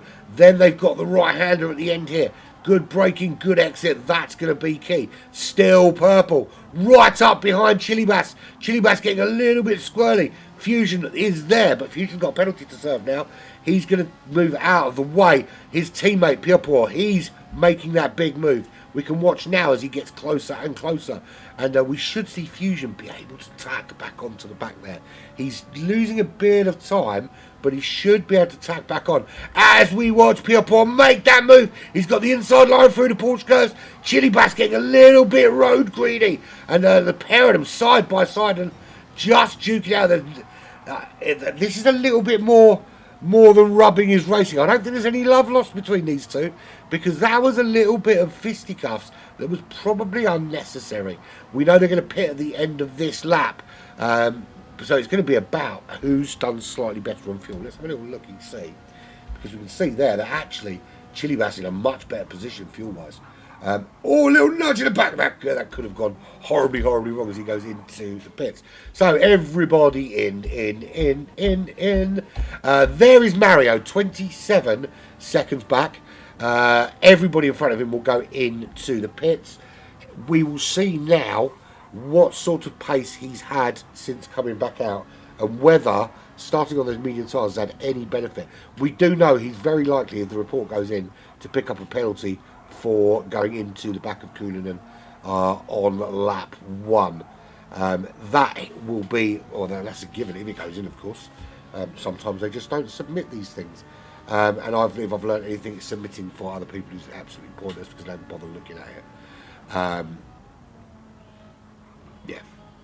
I'm not going to moan about the student system because it is what it is. I just think it's a bit stupid. I don't know. I know what I'm going to say. If it's seen on the broadcast, right? If you see it on the broadcast, then it did freaking happen. Pretending that I didn't see it on the broadcast. We didn't have the onboard footage with it or the replay footage, so therefore it must not have happened. Is a ridiculous thing to say.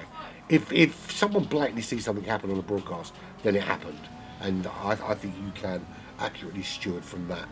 If someone saved the replay. But there we go. Anyway, moving swiftly on. Chili Bass is still in the lead. He comes back out in the lead on those medium tyres. We are just 3 laps from the end of this round of GT Fusion. 2.1 seconds is his advantage. He's gained a bit of advantage through that pit window. Pierpont in second.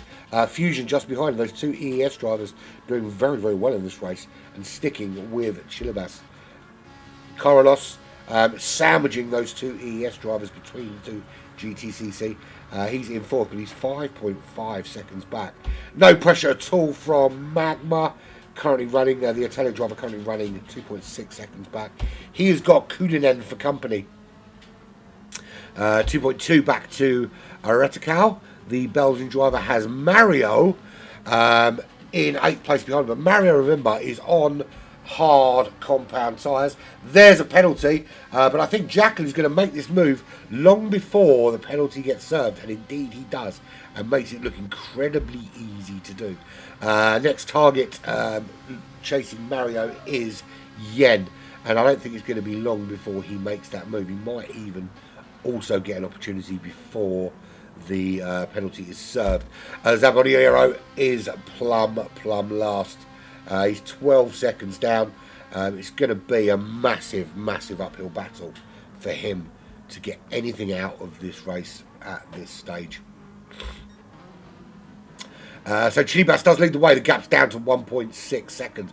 But again, these EES drivers are racking up those penalties. Yeah, and I'll tell you what.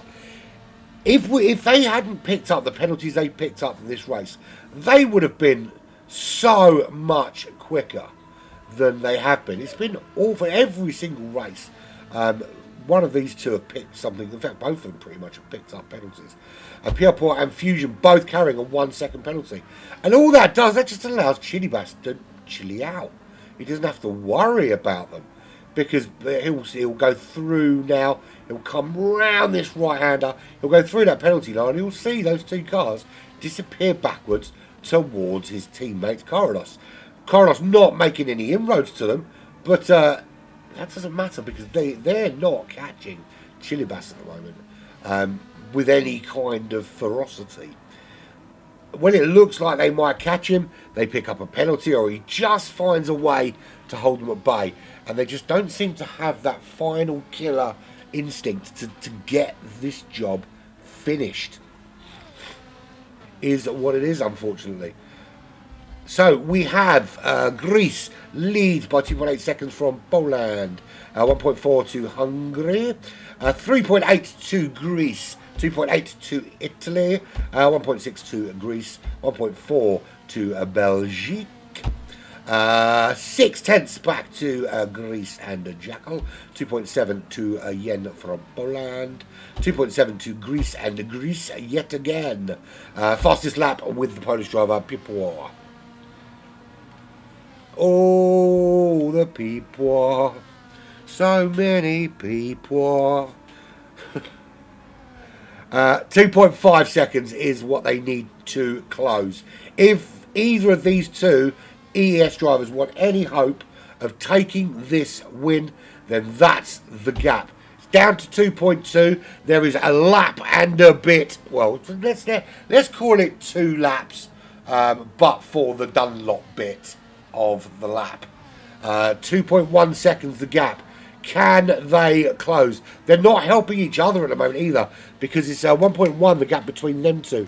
So maybe they've decided it's time to just go every man for himself. And I think at this stage of the race, that's when you should be doing it. If your efforts of working together till this stage have not come to fruition, this is the point at which you say, right, let's try something new. And this something new is going to be flat out, foot down.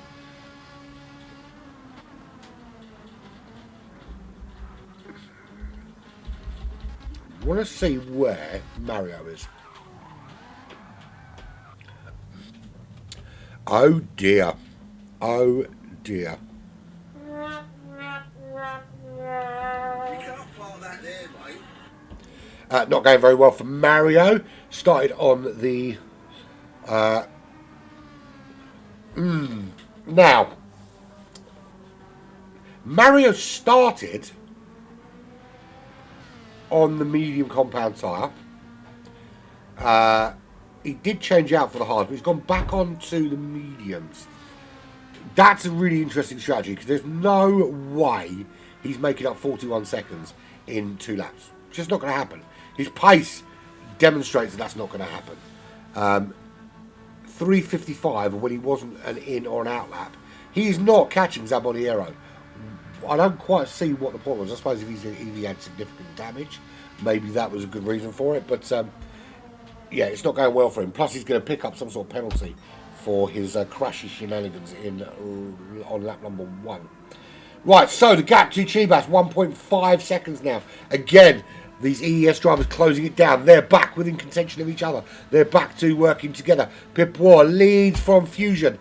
It's 5 seconds still the gap to Carlos. Without 1 second penalty, we're going to see that open up to something like 6.5 seconds. That'll put him a bit closer to Magno. He's 2.4 back. 3.5 to Aretico.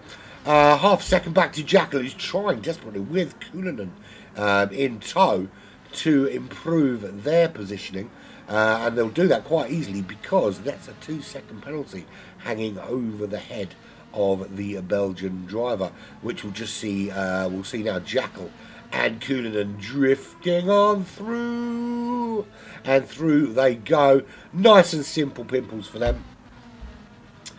Yen now trying to target Aretical, but 3.7 seconds is quite a big gap, particularly at this stage of the race. Into the Porsche curves for the penultimate time. Chilibas only 1.2 seconds safe from the charge of the EES brigade.